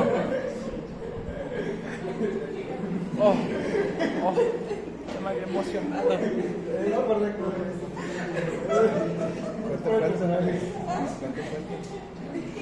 Chale, ¿cómo no lo entendés? Yo creo que con esta ya terminamos. No, ¿cuántas faltan? Pues ya. Sí, ya. Intravascular diseminada sería el último trastorno. Este es uno de los más importantes y uno de los más peligrosos, uno de los que más miedo le da a todo el mundo como médico. Es una enfermedad donde se activan los factores de coagulación y el paciente empieza a coagular de manera sistémica. Como lo dice el nombre, coagulación intravascular diseminada. Empieza a coagular por todos lados y al mismo tiempo está teniendo sangrados. Sí, bueno. Las causas son varias, entonces si se fijan, la etiología puede ser por activación de la actividad procoagulante, que podría ser, por ejemplo, por un síndrome de anticuerpos antifosfolípidos, hemólisis intravascular, que podría ser incluso una infección por malaria, daño tisular, y aquí muy importante, es una de las pesadillas que le puede pasar a un ginecólogo. Imagínense que tienen una paciente que tuvo un trabajo de parto complicado o una cesárea complicada donde batallaron con la placenta o se quedó un pedazo. Eso puede desencadenar una coagulación intravascular diseminada. Entonces la paciente la pasa a la cama, está con su bebé y de repente empieza con agitación, dificultad respiratoria y entonces poco a poco empieza a presentar hemorragias y fallece. Entonces pasas del estado más feliz del universo al más triste en un momento. Otros factores que pudieran estar involucrados, que pacientes con quemaduras severas, con traumatismos severos, pacientes con neoplasias y algunos venenos de serpiente que son hemotóxicos, coagulantes también lo pueden pasar. Sí saben, ¿no? Los serpientes tienen neurotóxicos y hematotóxicos, entonces los hematotóxicos son los que más podrían causar esto. También algunas enfermedades como daño endotelial y tenemos otras, pero lo que más nos preocuparía son las que están acá, que las podemos meter como una mnemotecnia que es OMITS, complicaciones obstétricas, inmovilidades, infección, trauma y shock. Y la que más asusta a todo el mundo es cuando se presenta como complicación obstétrica. Entonces, es un proceso donde se desencadena una coagulación sistémica por todo el cuerpo, ya les dije que es secundaria alfa. Entonces, se liberan factores procoagulantes, se disemina ese daño al endotelio y entonces se empiezan a formar los trombos. Uno de los problemas es que todos los factores de coagulación, las plaquetas, todo se desgasta y entonces además de trombos ahora tenemos los sangrados. Estos pacientes es difícil el tratamiento, de hecho el libro lo dice y la verdad es que no sé ni siquiera cuál es el tratamiento que se les da. Se les tiene que hacer, por ejemplo, para los trombos tendríamos que hacer fibrinolysis, pero eso va a empeorar el sangrado. Y uno de los problemas que tiene el sangrado. Entonces, los deja en una paradoja que el libro dice que es estar entre caritis y el SIDA, que era uno. ¿Vieron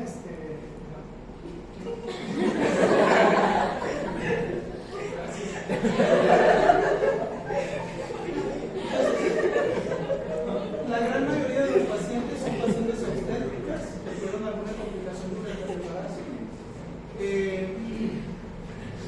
Alrededor de los 33% hay otro porcentaje que son pacientes con cánceres ya muy diseminados y presentaciones comunes, anemia hemolítica microhepática. El paciente puede manifestar disnea, cianosis, insuficiencia respiratoria, convulsiones con fallecer. Pueden también manifestar oliguria, insuficiencia renal por trombos en el riñón, falla circulatoria repentina y enfermedad en shock, que sería lo más grave. No me acuerdo si era Jasón y los Argonautas o era Ulises, que tenían que pasar por un estrecho donde había un monstruo y había un remolino. Y si se hacían para uno, iban a morir y para el otro. Entonces, por eso dice el libro, eso es como estaba entre Esquina y Caribes.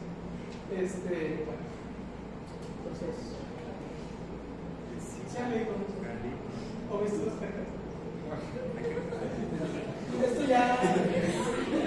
Esto ya se lo saben, así que no. Ya lo último